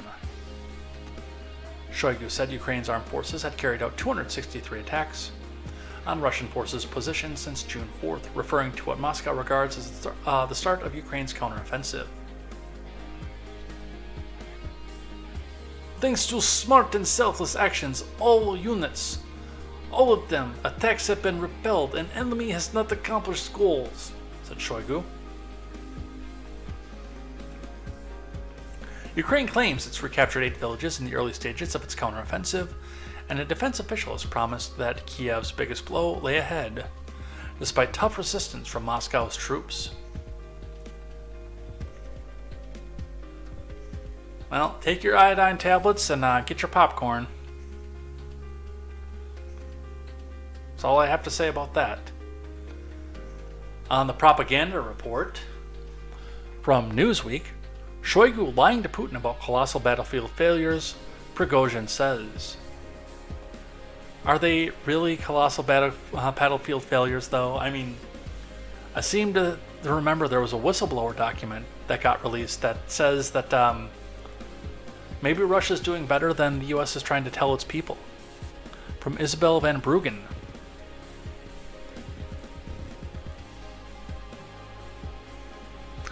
Sergei Shoigu is lying to President Vladimir Putin about colossal battlefield failures in Ukraine.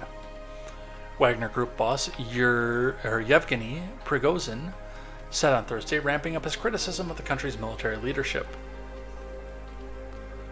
Prigozhin made the remarks in an audio message posted by the press service of his company Concord.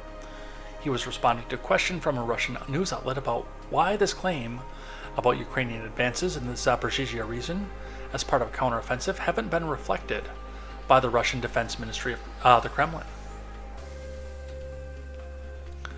The Wagner Group's chief public feud with Russian officials within the Kremlin is nearing a pivotal moment, with his rhetoric evolving into defiance towards broader sections of the Russian establishment. According to the British Ministry of Defense,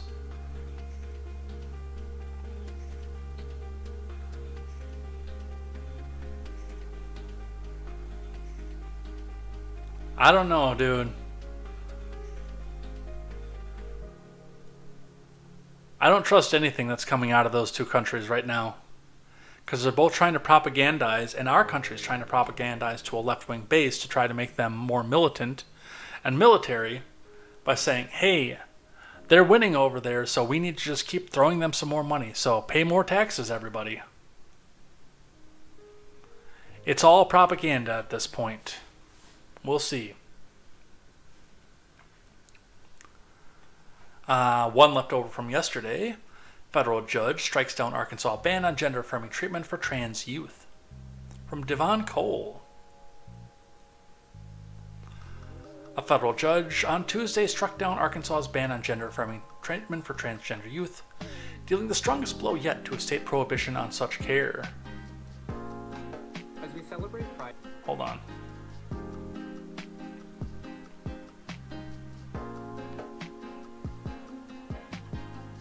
I think that's the timestamp that I need.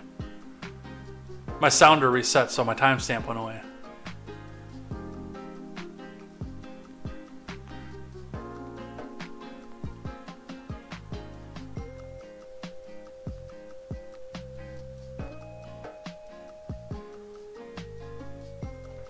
A federal judge on Tuesday struck down Arkansas's ban on gender-affirming treatment for transgender youth, dealing the strongest blow to a state prohibition in such care. In an 80-page ruling, Judge Jim Moody Jr. said the state's Save Adolescents from Experimentation Act violates the U.S. Constitution and that the 2021 law cannot be enforced by state officials. Rather than protecting children or safeguarding medical ethics, the evidence showed that the prohibited medical care improves the mental health and well-being of the patients, and that by prohibiting it, the state undermined the interest it claims to be advancing, the judge wrote. I've yet to see any evidence that it improves the mental health care. But they're going to continue to shove that down your throat and tell you that that's actually the case. And part of that is because... Corrupt your kids if our agenda goes unchecked. Funny, just this once, you're correct. We'll convert your children. Happens bit by bit, quietly and subtly, and you will barely notice it. Why does that sounder get so much mileage on this? We don't even use the na goodbye anymore, even though I still have that queued up. Because this sounder gets so much traction and so much mileage. So that one's headed to the Supreme Court. We will see what happens with that. I don't understand why there's so much obsession with doing this with kids. I mean, I understand it's like super mutants in Fallout where they can't reproduce on their own, So they have to dip other humans into the FEV and make more super mutants because that's the only way they can reproduce. Just like this, the only way that the transgenders, because most of the surgery sterilize people and most of the hormones, for the most part, sterilize people too. The only way they can reproduce is through your children.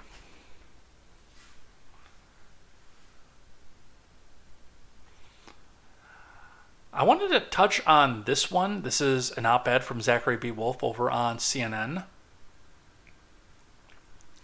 who says, a guide to the Republicans running for president so far. And I've said this before. If I do this, this is going to be a project that's going to be short, 10-ish minute videos. I think for the Donald and DeSantis, it's going to be a little bit longer. But just give my guide to this as somebody who's not in the tank for anybody else.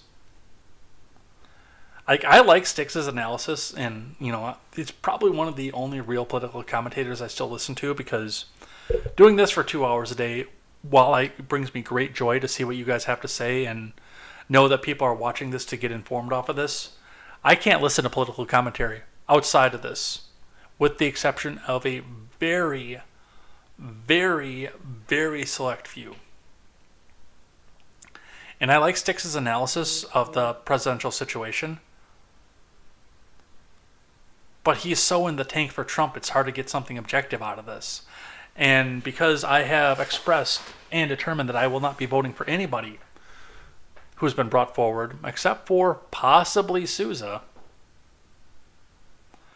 but I want to do a lot more analysis of him. I actually do want to sit down and go through all the candidates a little bit more in depth than what CNN's going to do here, but give a good 10-minute speech on all of these candidates, who they are, what they do,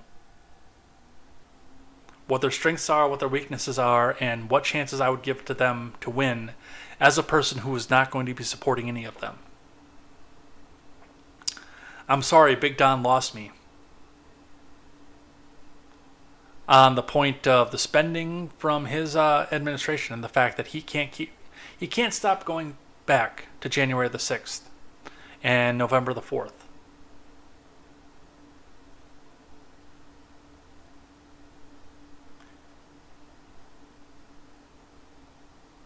Plus the spending in the last term of his admin, and even before the COVID spending, when they just handed him an omnibus and said, here you go, sign it, otherwise we'll destroy your chances of being reelected.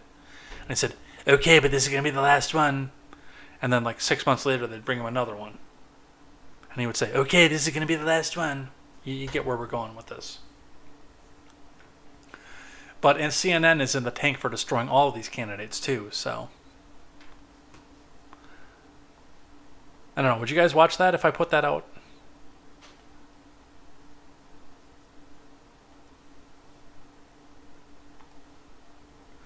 But here is their guide as to who's running.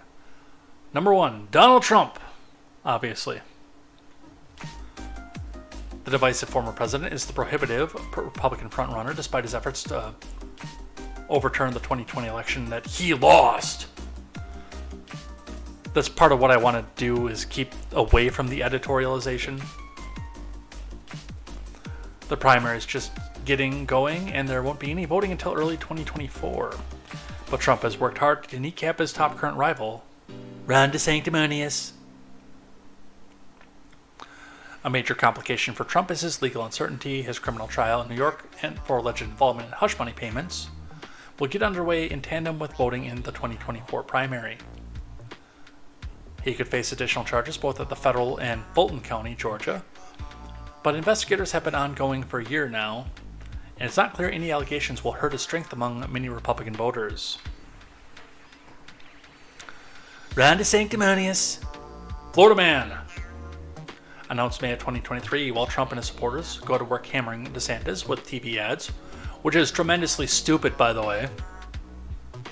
Remember, you need his supporters to win the general, you dumb fucks. Excuse my language.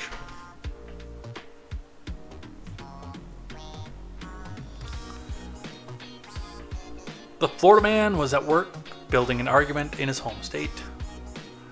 Riding high from an overwhelming re-election victory in 2022, DeSantis used the GOP majority in the Florida legislature to enact measures related to curbing access to abortion, ending educational diversity initiatives, curbing LGBTQIRA, MIGI, XTPY, AEIOU, sometimes Y rights, and more.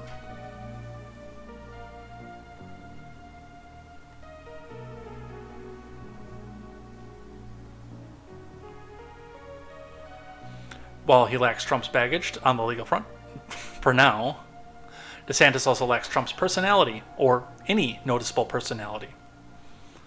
Plus his standoff with Disney over a bill to limit these when sexual orientation and gender identity can be discussed in schools has not gone as DeSantis might have planned. Mike Pence, dead in the water. Nikki Haley, dead in the water. Tim Scott, dead in the water. Chris Christie, dead in the water. I promise when I do my video series, I will go into more depth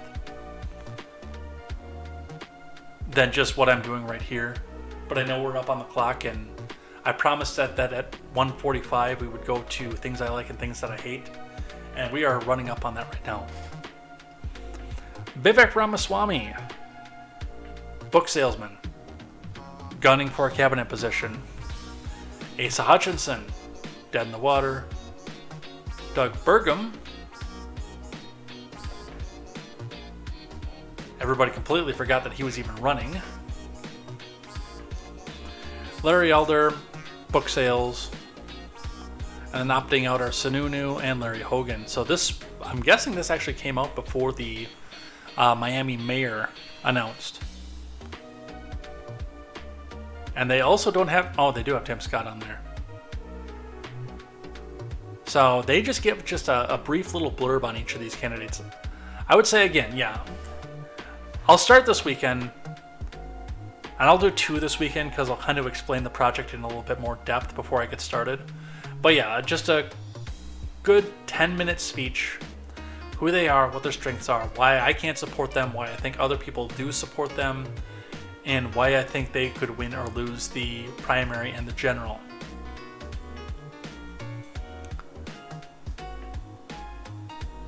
When I do a little 10-minute speech like that, it's a lot easier to share too. So I think that that could boost some numbers to all the channels. And it won't be live when I do it either, by the way. I'm going to do that all pre-recorded.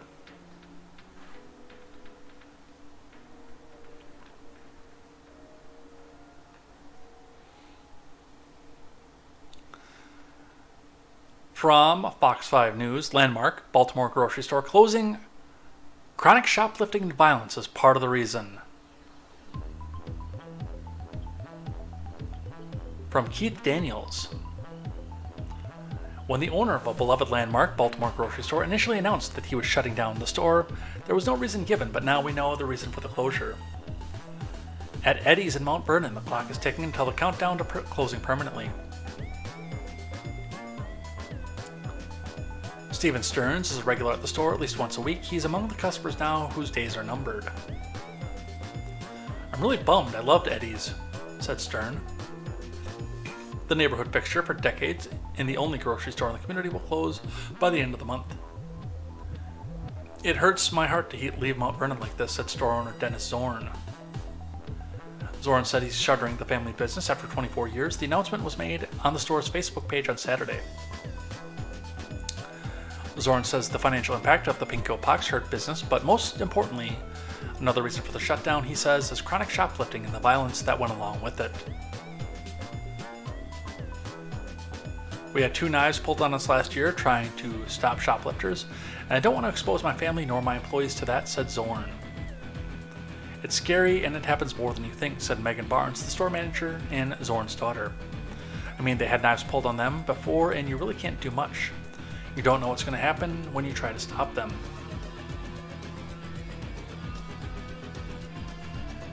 F in the chat. And to see people like that just ruin a small business, it breaks my heart. Especially me being an aspiring small business owner. It breaks your heart to see. It really does.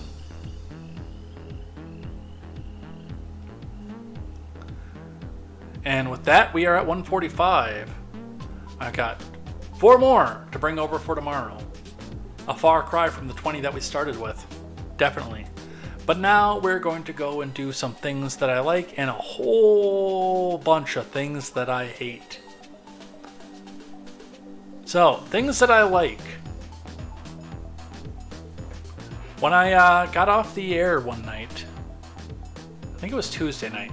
Yeah, it was Tuesday night.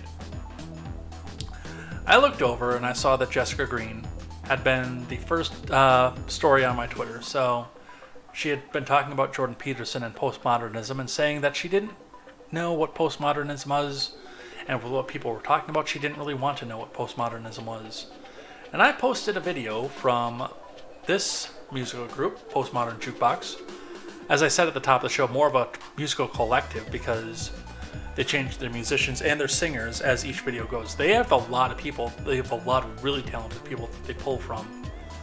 And I put the 1920s Bad Romance video on Jessica Green's profile and said, I think this is postmodernism, but don't quote me on that.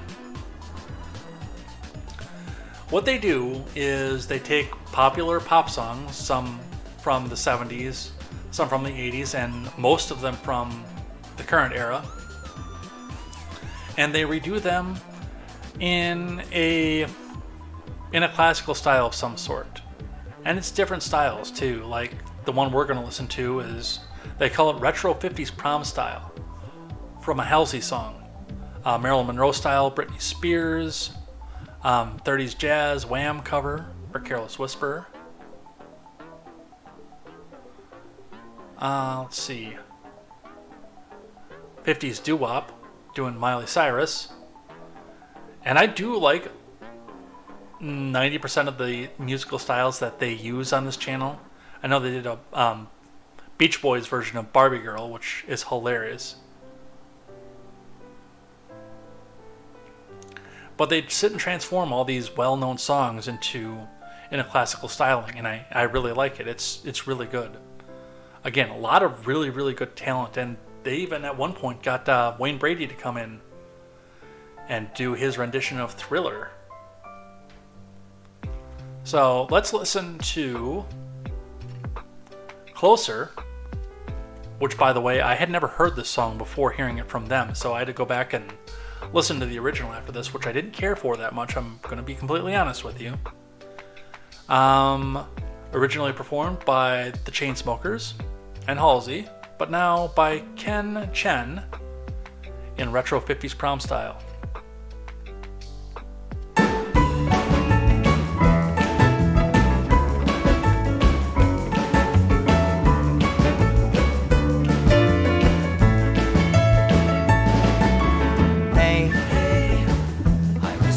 Just fine before I met you. I drink too much and that's an issue. It's okay.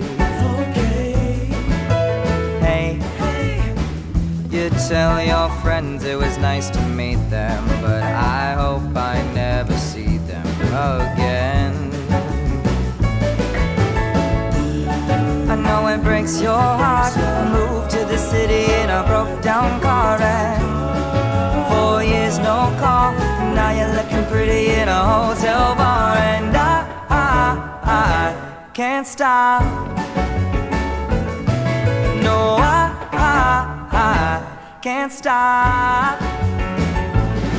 So baby, pull me closer in the backseat of your Rover that I know you can't afford. Bite that tattoo on your shoulder. Pull the sheets right off the corner of the mattress that you stole from your roommate back in Boulder. We ain't ever getting older.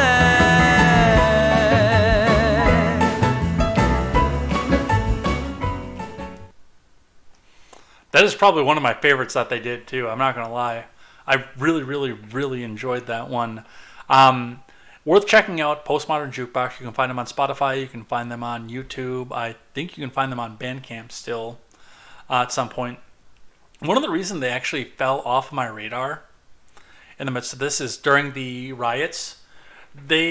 Some of the musicians actually attempted to force them to go woke with the BLM because apparently at the time they were underrepresenting black performers, which, by the way, if you go through their videos, that is 100% not true. There's less lead than I think a lot of people would like, but I mean, their bands, their musical collective is so integrated. There's so many different people from so many different walks of life that are doing that. And I mean, unfortunately, and it's unfortunate in today's society, that this kind of music is not on the radar of a lot of young black men and women, unfortunately. More women, I think, than men. I think more women are more into this kind of stuff, but it's unfortunate. And Scott Bradley, the piano player who appears in every video that they do, who is the leader of this musical collective, he actually stood his ground, and I was pretty impressed by that. I really was. He stood his ground and said, no, if you want to participate, participate. If you don't, we'll find somebody else who does. We have a pool of musicians that would love to come in and perform for this. So go check them out. Postmodern Jukebox. Some other things that I like today. In history, just today, Stonehenge Lake 4,000-year-old sanctuary discovered in the Netherlands. Kind of makes you wonder how you didn't know about it before.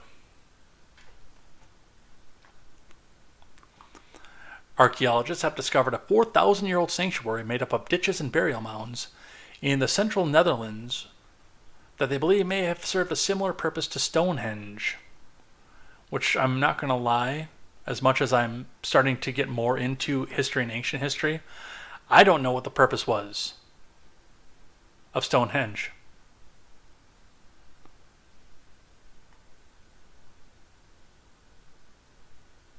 And from the understanding that I had of it, I didn't think a lot of people did.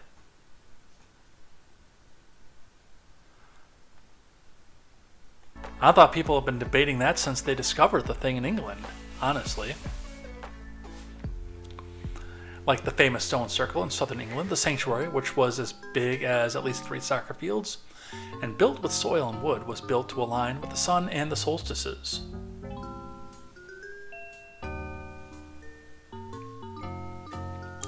The archaeologists also discovered offerings including animal skeletons, human skulls, and valuable items such as bronze spearhead at the spots where the sun shone through the openings, according to a statement from the municipality of Tiel, a town around 70 kilometers east of Rotterdam, where the site was excavated. So, okay, that's why they didn't notice it was underground.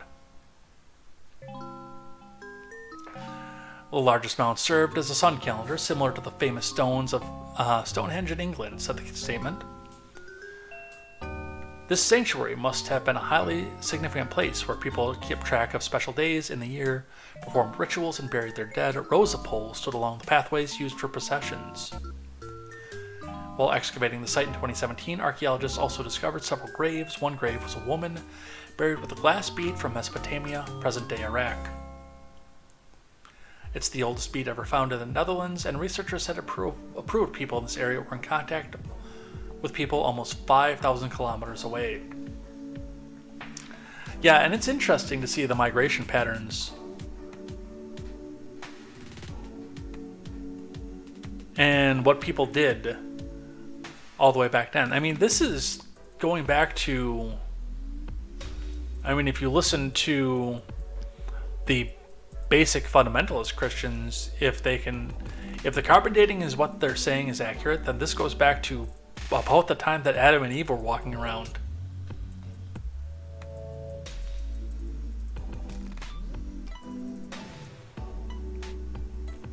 Interesting side note, and I've followed up on this. I've tried to find this now later, but I have not had any luck. But I remember in a Nickelodeon magazine from when I was in middle school, a conversation about the fact that some rich gentleman had attempted to build a new Stonehenge, and if I remember correctly, it was somewhere in Tennessee. I've looked it up a couple times recently because I've remembered it, talking about Stonehenge again, but I've not been able to find where it was.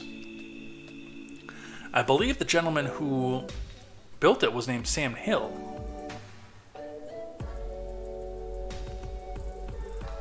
but definitely something cool to look at and more history for us to learn and unravel. As much as we've looked back, we still don't know it all. A couple things that I would normally hate, and we'll go over those pretty quickly. I would normally hate these things, but because it's the infighting, I say good, go and eat your own. One from Fox News. Ketanji Brown Jackson's husband called out as descendant of slave owners involved in the slave trade. Now, remember, Ketanji Brown Jackson's husband has never owned a slave in his life, and Ketanji Brown Jackson has never been slaved, unless they do weird stuff in the bedroom. I'm not going to kink shame anybody.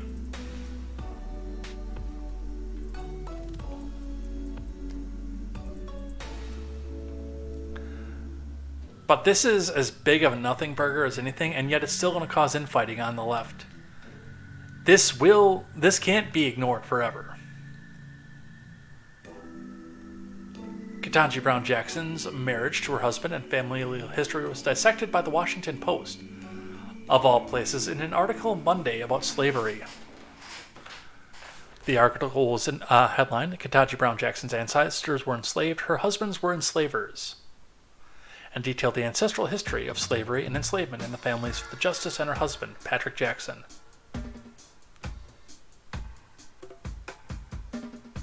Ready, fight!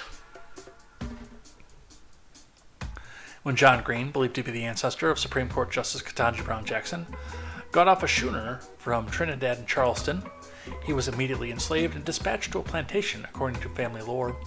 When John Howland, the 10th great-grandfather of Jackson's husband Patrick Jackson, disembarked from the Mayflower in Plymouth, he was given housing and several acres, the Washington Post wrote. The Post continued to scrutinize the Supreme Court justice and her husband's family history, drawing parallels between the two that date back over 100 years. This is really what you're spending your time thinking about. I half expected to hear that his ancestors enslaved her ancestors. They didn't appear to go down that road, but it definitely sounded like that's where they were going with this. And in further fight news from The Blaze, CARE fires back at MSDNC host for scolding Muslims who oppose the LGBTQIRAMIGIXTBYAEIOU lessons for children. This is ludicrous. And like I said when we were first talking about this, and the community that was kicking out the pride flags, the left is in a very, very interesting spot with this. An incredibly interesting spot with this, because they don't know what to do with the Muslims. And you knew at one point that the two were going to collide at some point. We've known that since the moron in 2018 was walking around stapling up posters in Canada, of all places, saying that Islam was right about women. How do you defend that? Do you go with the feminism, or do you defend the Islam? And now it's, do we defend the Alphabet Mafia, or do we defend the Islam? In two things that cannot coexist together, and we've known this forever. The Islamic folks throw gays off buildings because they see it as such a deep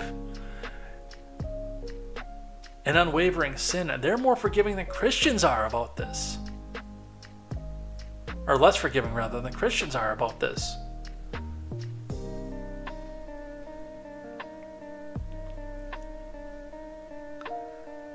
Christian doctrine says love thy neighbor. Islamic doctrine says subjugate thy neighbor. So, fight?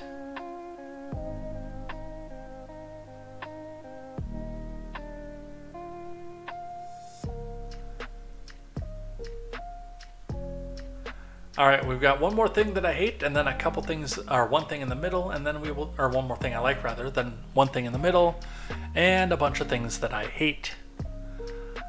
Last one that I like here. Conservative women are prettier than liberals, according to AI. From Married Elordi. Conservative women are perceived as both prettier and happier than left-wing women, at least according to artificial intelligence. An AI model gave conservative women high attractiveness scores, according to a March study published in the journal Scientific Reports, which is owned by Nature. For females, though not males, high attractiveness scores were found among those the model identified as likely to be conservative, the study said. The researchers added that these results are credible since previous research using human raters rather than AI has also highlighted a link between attractiveness and conservatism. The researchers also observed that an expression of contempt was related to a predicted probability of left-wing ideology. And that's not even completely unrealistic. And this is a recent phenomenon too, especially as we go into the fourth wave of feminism. Like, my second fiance was a devout second waver when I met her. She was not when we broke up, but she was a devout second waver when I met her. But she still kept the classic standards of beauty. She felt that she needed to be thin, and I don't know why. Literally every ounce of weight that she did have was between her knees and her waist. But that's a completely different story. But, it was always get up, have to do the makeup before I go out, keep the hair at a modest and conservative length, but still long, keep my nails on the French manicure type of thing. Like, she kept into the classic formats of beauty, which I think is part of the reason that she fell away from second waverism as she grew older. And that's one of the things that I've noted too, is that there's a classic sense of beauty that goes among women that stand the conservative stripe. They typically keep their natural hair color, if not a natural hair color.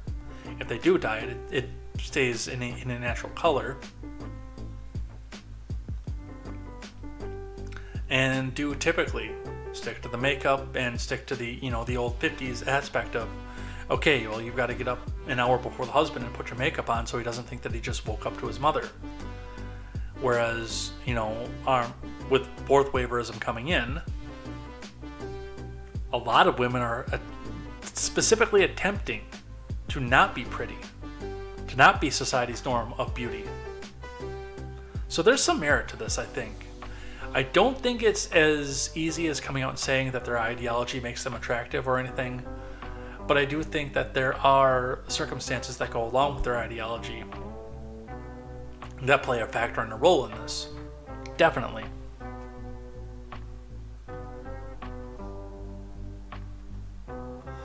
And one thing in the middle, because I actually do hate this, but it makes for a really, really good meme and a joke. TechCrunch says Netflix will open a restaurant that serves food from the chef's table. Nailed it and more. From Lauren Forrestal. Netflix is expanding beyond streaming and mobile gaming into a completely new category, the food service industry. The company announced yesterday it's opening a pop-up restaurant called Netflix Bites, which is interesting because Netflix Bites, featuring chefs from various Netflix cooking series such as Chef's Table, Nailed It, and Iron Chef, Quest for an Iron Legend. Although the streaming giant has launched immersive experiences based on shows before, including Stranger Things, The Squid Game, Bridgerton, and Money Heist, this is the first time Netflix is stepping into the restaurant business. So, it's cool that they're doing this because they do have a lot of cooking shows on Netflix that they can go and pull recipes and whatnot from. But the hard part of this is, do keep in mind when you go in there that Netflix is going to charge you extra to share your food with the people who've come to your table. Let's do a few things that I hate. The Covenant thing, the Covenant journals, the manifesto, we've been talking about this. I think every time we've done things I like and things that I hate since it happened. It sickens us, Mike Hill's daughter. Others ask court to keep Covenant shooters' journals private. In spite of the fact, again, and I have an idea what's in this journal because of how protected they've been of it. If this thing was wall-to-wall, cover-to-cover of the Jays, this would have been on every single news outlet and we would have never known that this chick is transgender. From Jordan Winnington, Adrian Mojica, and Amanda Chin. The daughter of Mike Hill, a 61-year-old custodian who was among the 6 people killed at the Covenant School, has issued a letter asking the court not to release the mass shooter's writings. A doctor who treated the Vegas shooting victims and the parents of Alyssa Al-Hadef, a Stoneman Douglas High School shooting victim, have also submitted letters to the court asking for the journals to be kept private. Hill, a substitute teacher at Cynthia Peak, headmaster Catherine Kuntz, and a 9-year-old student, Evelyn Dicos, Haley Scruggs, and William Kinney were killed on March 27, 2023, when shooter Audrey Hale opened fire at the private elementary school. In the months following the shootings, the lawsuits filed by the National Police Association, Tennessean, and Tennessee Firearms Association have called for the public release of the writings left behind by Hale, the school. A group of parents from Covenant and others have argued the writings should not be released to avoid potential copycats and to allow for closure to the parents who lost children. No, because it doesn't fit the narrative. That is the reason they are not releasing this, because it doesn't fit the narrative. There's no white supremacists, there's no white supremacy, there's no the Jays, there's no immigrants, there's nothing in this. And oddly enough, I think a big part of the reason they're doing this is because they're going to find out that there was abuse of this he-she when he-she was at the school, because he-she went to this school. What I honestly think happened with this is they found out that he-she was abused in the school by teachers and by students, most likely. And they approached he-she and said, hey, you like guns, don't you? You want to have some revenge, don't you? It just so happens that if you go into the gun store and start buying up guns, you're going to pass the background check. I know you've been worried about that since you went on medication for transition, but I promise you're going to pass the background check. And whatever happens after that, that's between you and whoever it happens to after that. Just make sure that you're wearing a red hat when you go in there. That's all that we ask, is make sure you're wearing a red hat. This was meant to be something they could pin on white supremacy and a MAGA hat.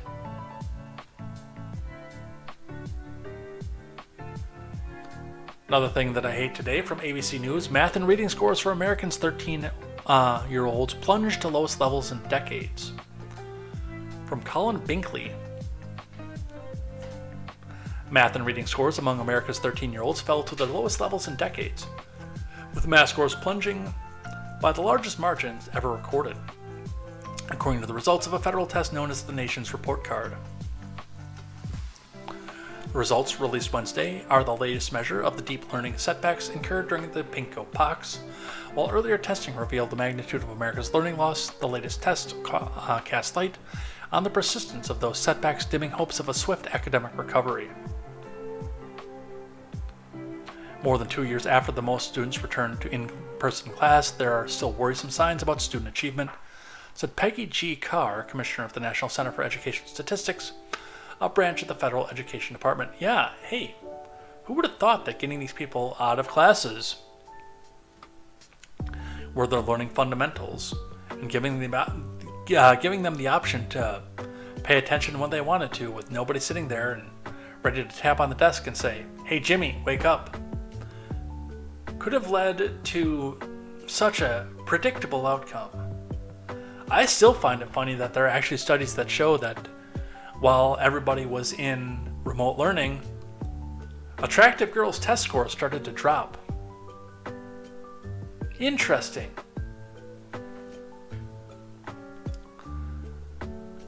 Got one from the New York Post, reminding you the kind of people who are advocating for the slaughter of children, from the New York Post. Panda Express manager told cook to get abortion after she got pregnant, assaulted her after she said she was having the baby.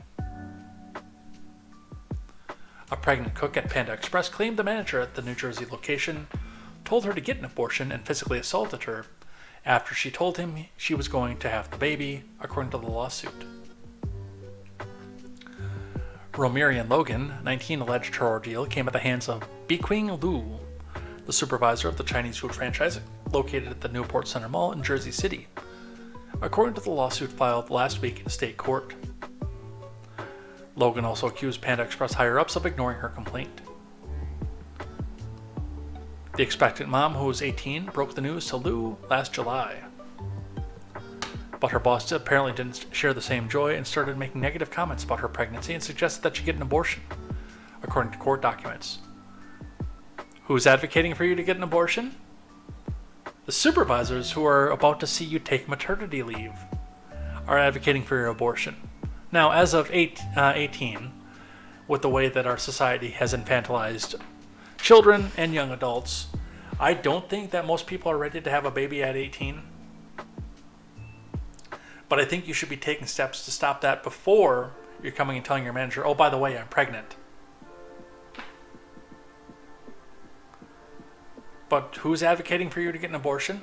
Oh, hi, I'm Jenny from Corporate America. Oh yes, we will advocate for you if you are in an abortion state and you're working for a big corporation in an abortion state. We will pay you to fly to California to slaughter your baby. Make sure you're back in your desk on Monday. We don't want you missing any work now. You've got to be the best feminist you can be. This outright illustrates that point, that fact, that idea. They're not alleging, by the way, that Lou was the father, and I don't think that he was. But his immediate first point was, we got to get that baby out of you so we can get you back to work. Making moderately low-quality Chinese food that many people actually think is Chinese.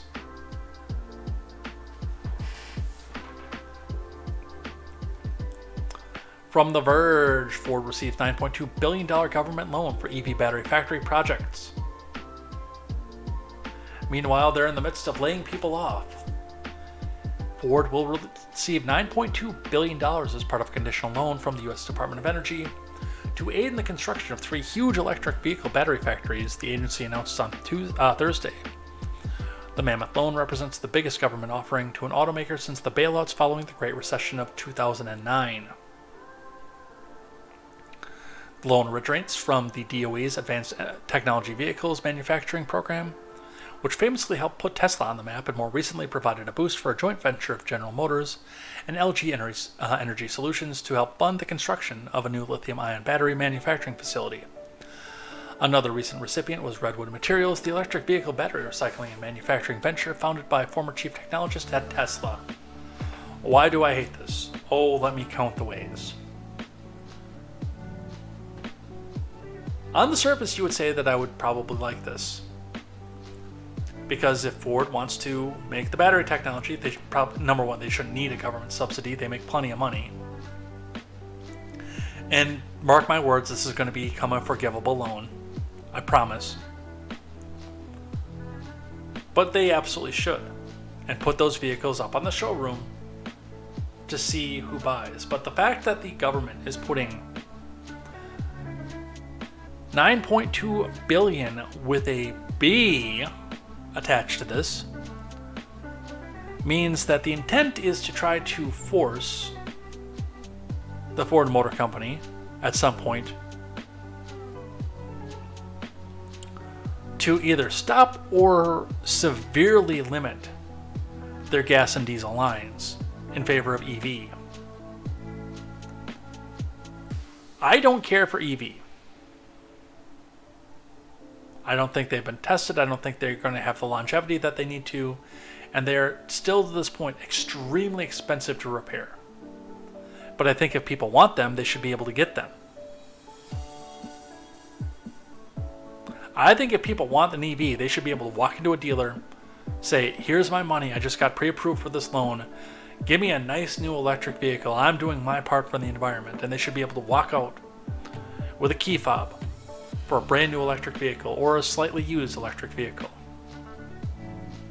And if somebody comes in and says, I need to do a lot of work and I really, really prefer to have trucks and I like to have that sound coming out of my tailpipe, give me the key to that brand new F-150 over there. And they should be able to, if they've got the financing and the money, walk out with that brand new F-150. The market should be able to determine who gets what vehicle based on what they want and what they have available for their means.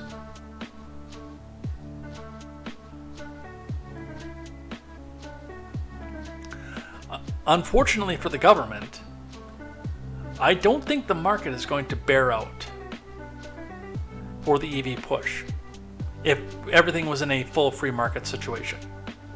If we were all in a full free market and people were able to buy what it was that they wanted and could afford, I think EVs would be so far at the bottom of the list, they would just sit and collect dust in dealership's parking lot. I think there'd be a few, but I don't think the percentage would be as high as people think that they are. As of right now, with battery technology being what it is, I would say probably about 10% of vehicles on the road, or 10% of new vehicles sold, would be EV for this year. I do see that coming to probably about 50-50 within my lifetime if we stay in a free, fair market model. As technology advances, as it gets cheaper to change batteries, and as more used comes into the market and people get used to the idea of having an EV, yes, I would say that 50% of new vehicles within my lifetime could be EV. I don't think it would ever get higher than that in my lifetime. Without government intervention, of course.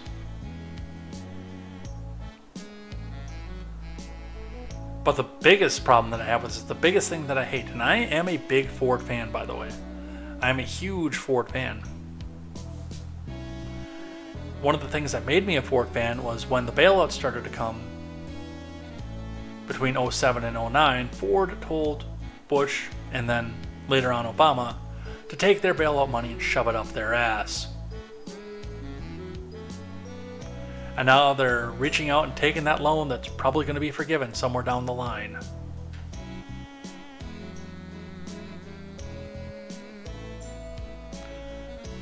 Speaking of EVs, from the Detroit Bureau, the HTSA investigates 2022 Hyundai Ioniq 5 power loss because it keeps happening.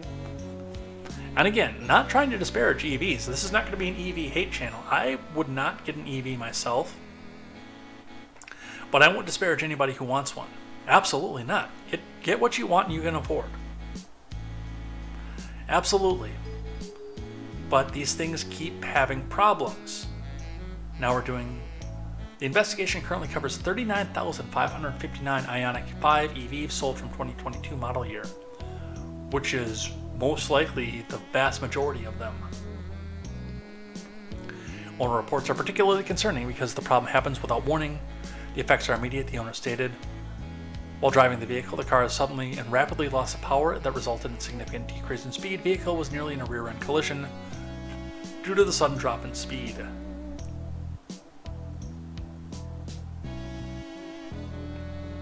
And between that, the battery technology in the cold. Again, if you want one, get one.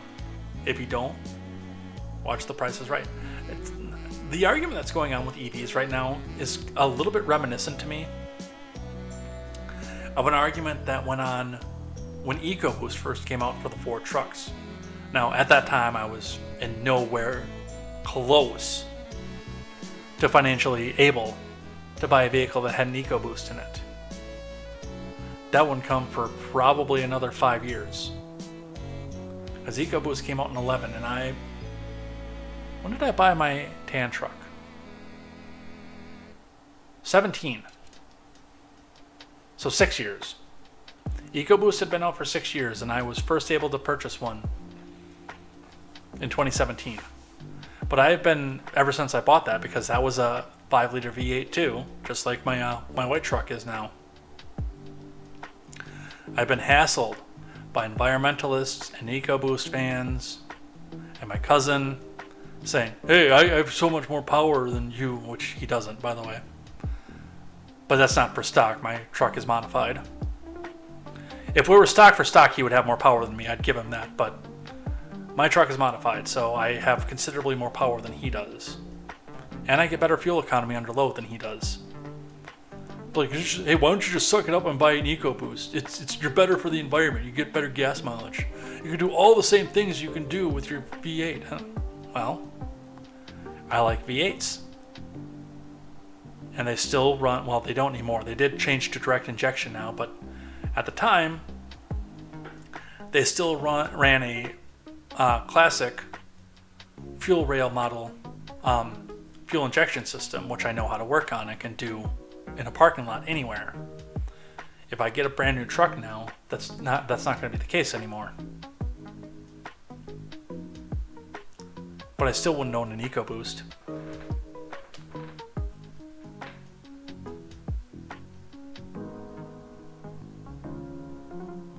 Yeah, Mr. Scott says they will start taxing gas cars more until the cost starts to equalize with the EVs.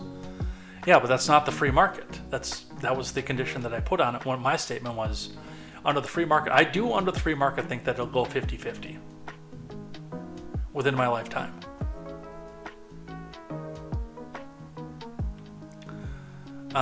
Some retribution cases from things that I hate. From the New York Post, a Circle K clerk who worked at the store 18 years, fired after shoplifter who stole a pack of cigarettes sues the company. A Colorado Circle K employee is suing the company after she was fired for putting her hands on an armed thief that snatched a pack of cigarettes from behind the counter. 75-year-old Marianne Moreno claims in her lawsuit against Circle K stores that she was wrongfully terminated from Westminster store that she had worked at for 18 years for her brief interaction with a criminal. I really did not think I would get fired for something like that. Maybe if I had chased him out the door or, argued with him. On October 4th, 2020, Moreno was behind the counter when Tyler Wimmer walked into the convenience store with a knife in one hand and a sealed package in the other that also contained a knife. It's not clear in the surveillance footage obtained by KTVR whether or not he ever threatened Moreno with a knife, but Wilmer did ask if she would give him a pack of cigarettes for free. Moreno declined, telling him she would get fired if she did. Wilmer starts to walk towards the door, but suddenly turns around, walks right past Moreno, grabs a pack from behind the counter. Video shows Moreno grabs his arm, trying to stop him, but then backs off, according to the footage. And you wonder why small town stores are going out of business. Because they get sued and fired. Or they get sued and have to fire people if they actually stand up for themselves and what's right. Marianne Moreno did nothing wrong. In further retaliatory fashion, retribution. Reddit removes volunteer moderators protesting new fees. Do what we say or we will ban you. From Joseph Curl. Reddit, which draws more than 1 billion unique visitors per month, relies on unpaid volunteers to run a small platform known as subreddits. But the mods aren't happy. Mods of more than 9,000 subreddits joined a protest over a new pricing policy set by Reddit. The protest was to last 48 hours, but many moderators have kept it up. Now, top officials at Reddit are firing back, removing moderator teams managing subreddits that switch the labeling on their communities to NSFW, on which ads are prohibited. The ramped-up protests led to lots of nudity on otherwise mild subreddits, including r Pokemon Go and r Formula 1. So Reddit 86'd the entire moderator team for one subreddit, r Mildly Interesting, which boasts 11 million members, but later reinstated them, The Verge reported. Do what we say or we will can you from your unpaid position. Fuck that, and fuck Reddit. Honestly, this is an op-ed, by the way, and I didn't mention that at the top of the article.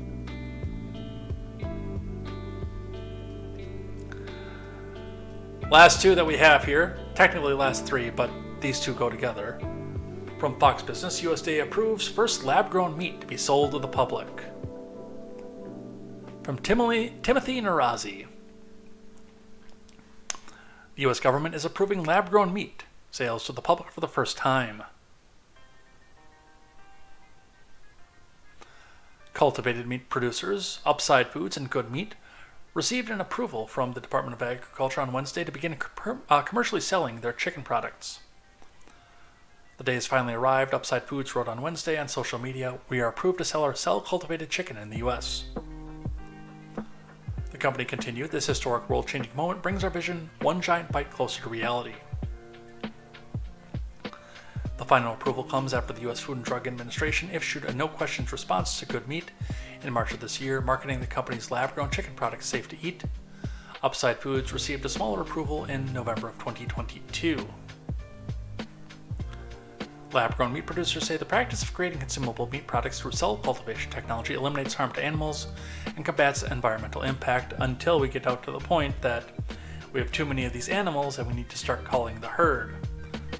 And again, this is a free market thing. And I believe there's going to be major government intervention to keep this from getting to the free market and continuing to be a free market thing. They're going to intervene in this as hard as they can. And yes, as Mr. Scott pointed out, they'll probably tax the crap out of natural meat. So that lab-grown meat seems like the viable alternative. And as I've always said, if you want to buy the lab-grown meat, buy the lab-grown meat. If you want to try it, try it. I almost tried an Impossible Burger once, but it just seemed so expensive to me, and I didn't really see the thrill. I kind of do still want to try one, just so I can say that I don't like it based on actual not liking it, rather than just knowing that I'm not really big on vegetable meat. But guys, I really like meat. If God didn't intend us to eat animals, he wouldn't have made them taste so damn good.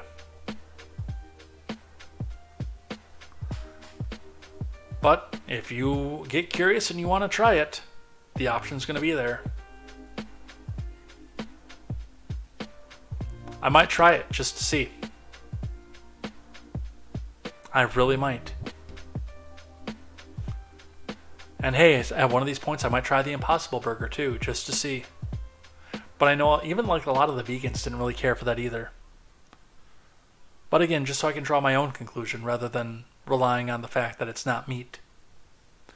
And the last one, starting with a tweet from Aaron Rupar and going into an article from Dr. Hotez himself, Aaron Rupar, says, "Debate me!" has become a bad faith propaganda tool for the right designed to legitimize lies and target critics for harassment.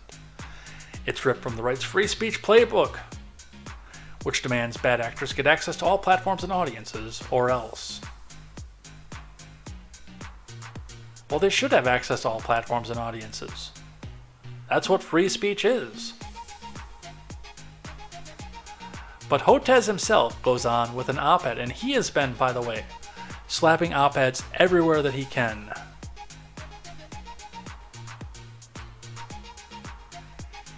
I've got a second instance of an op-ed from him in New Republic.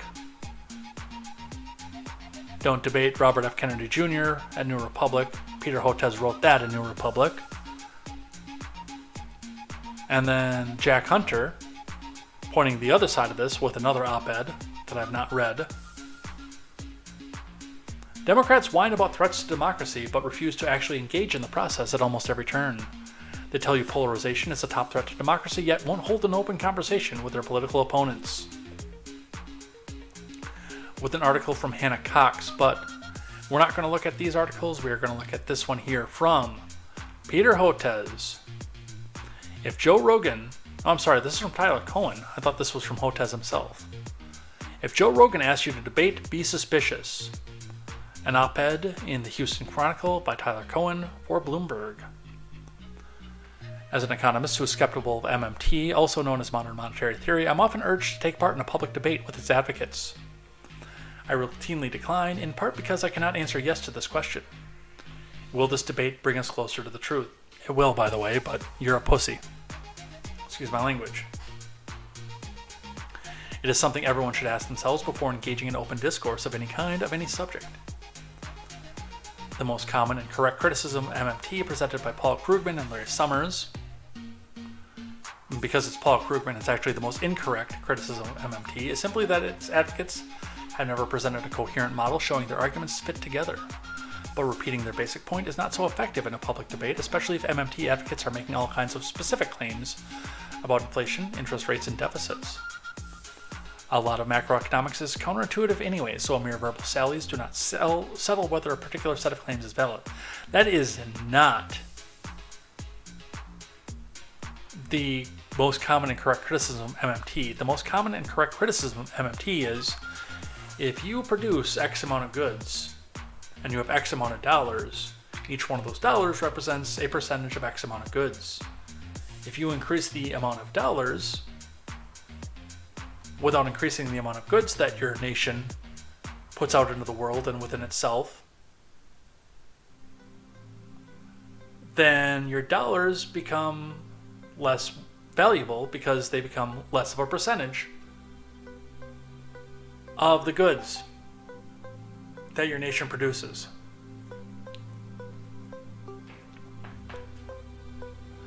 Rather than staging a debate, it's better to ask MMT advocates to outline their claims more formally and then to push those claims through peer review. We can see what the evidence indicates. That's called a debate, you moron. Crypto is another area where public debates can be misleading. It's easy to find a long list of frauds and their fraudsters associated with crypto, and to present their offenses to a receptive crowd. The skeptic can then challenge whether crypto has any legitimate uses at all. That's actually a fair point, by the way. The best rejoinder: many innovations end up being useful in ways that are not immediately evident. It's not exactly guaranteed to wow an audience despite its validity. Existential risk from super smart artificial general intelligence is another topic. But we're going to skip into that. Recently, Rogan offered to donate $100,000 to charity of vaccine scientist Peter Hotez's choice if it appeared on his podcast to debate presidential candidate and longstanding vaccine skeptic RFK Jr. Most scientists consider the major question settled and not in Kennedy's favor. Of course, people should always be open to revising their views, but a public debate is not a sufficiently structured setting for adjudicating right from wrong on these issues. The claims of vaccine skeptics generally have not held up when confronted with data and methodological critiques. How would you know one of those has never been presented? Instead, the skeptics tend to rely on unverified anecdotes or misunderstandings of the data. Long story short, accept the narrative, bigot, because we told you to. Because a group of scientists who happen to agree with me said, yes, that's right. Alright, and with that, we're done. We're out of here. I went long today. 2.5. No wonder I want a burger so bad. Not to mention the fact that at my local convenience store, which also has a meat market with it, burgers are on sale right now. And I got a pack of them. Fresh, never frozen. On my way home. And I'm ready to eat. So, let's head out of here for the night. Shall we?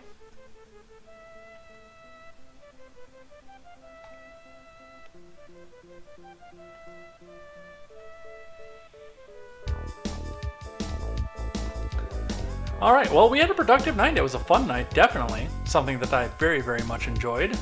We had a lot of good times. We had a lot of laughs. We had a lot of Fs at the beginning because of the poor submersible. It is gone at this point, unfortunately. So we've got that. And with that, we're going to head out of here for the night. Thank you, everybody who came by and chatted in the live chat. It's been fun. It's been great. I love seeing you guys here. Love seeing the things that you guys have to say, and love seeing the comments, even when they're negative, and the after effect. We had one comment on last night's Contemporary calling me a leftard, by a person who proclaimed in the comment to be a true patriot. And all I could sit there and think is, dude, I'm probably further to the right than you are.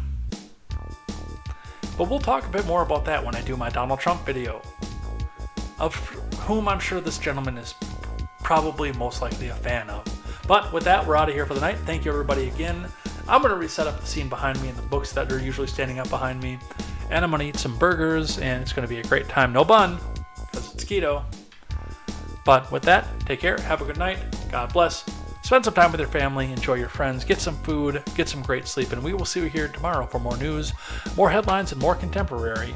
And until then, I'm Jay Edgar. And this is Contemporary. Take care.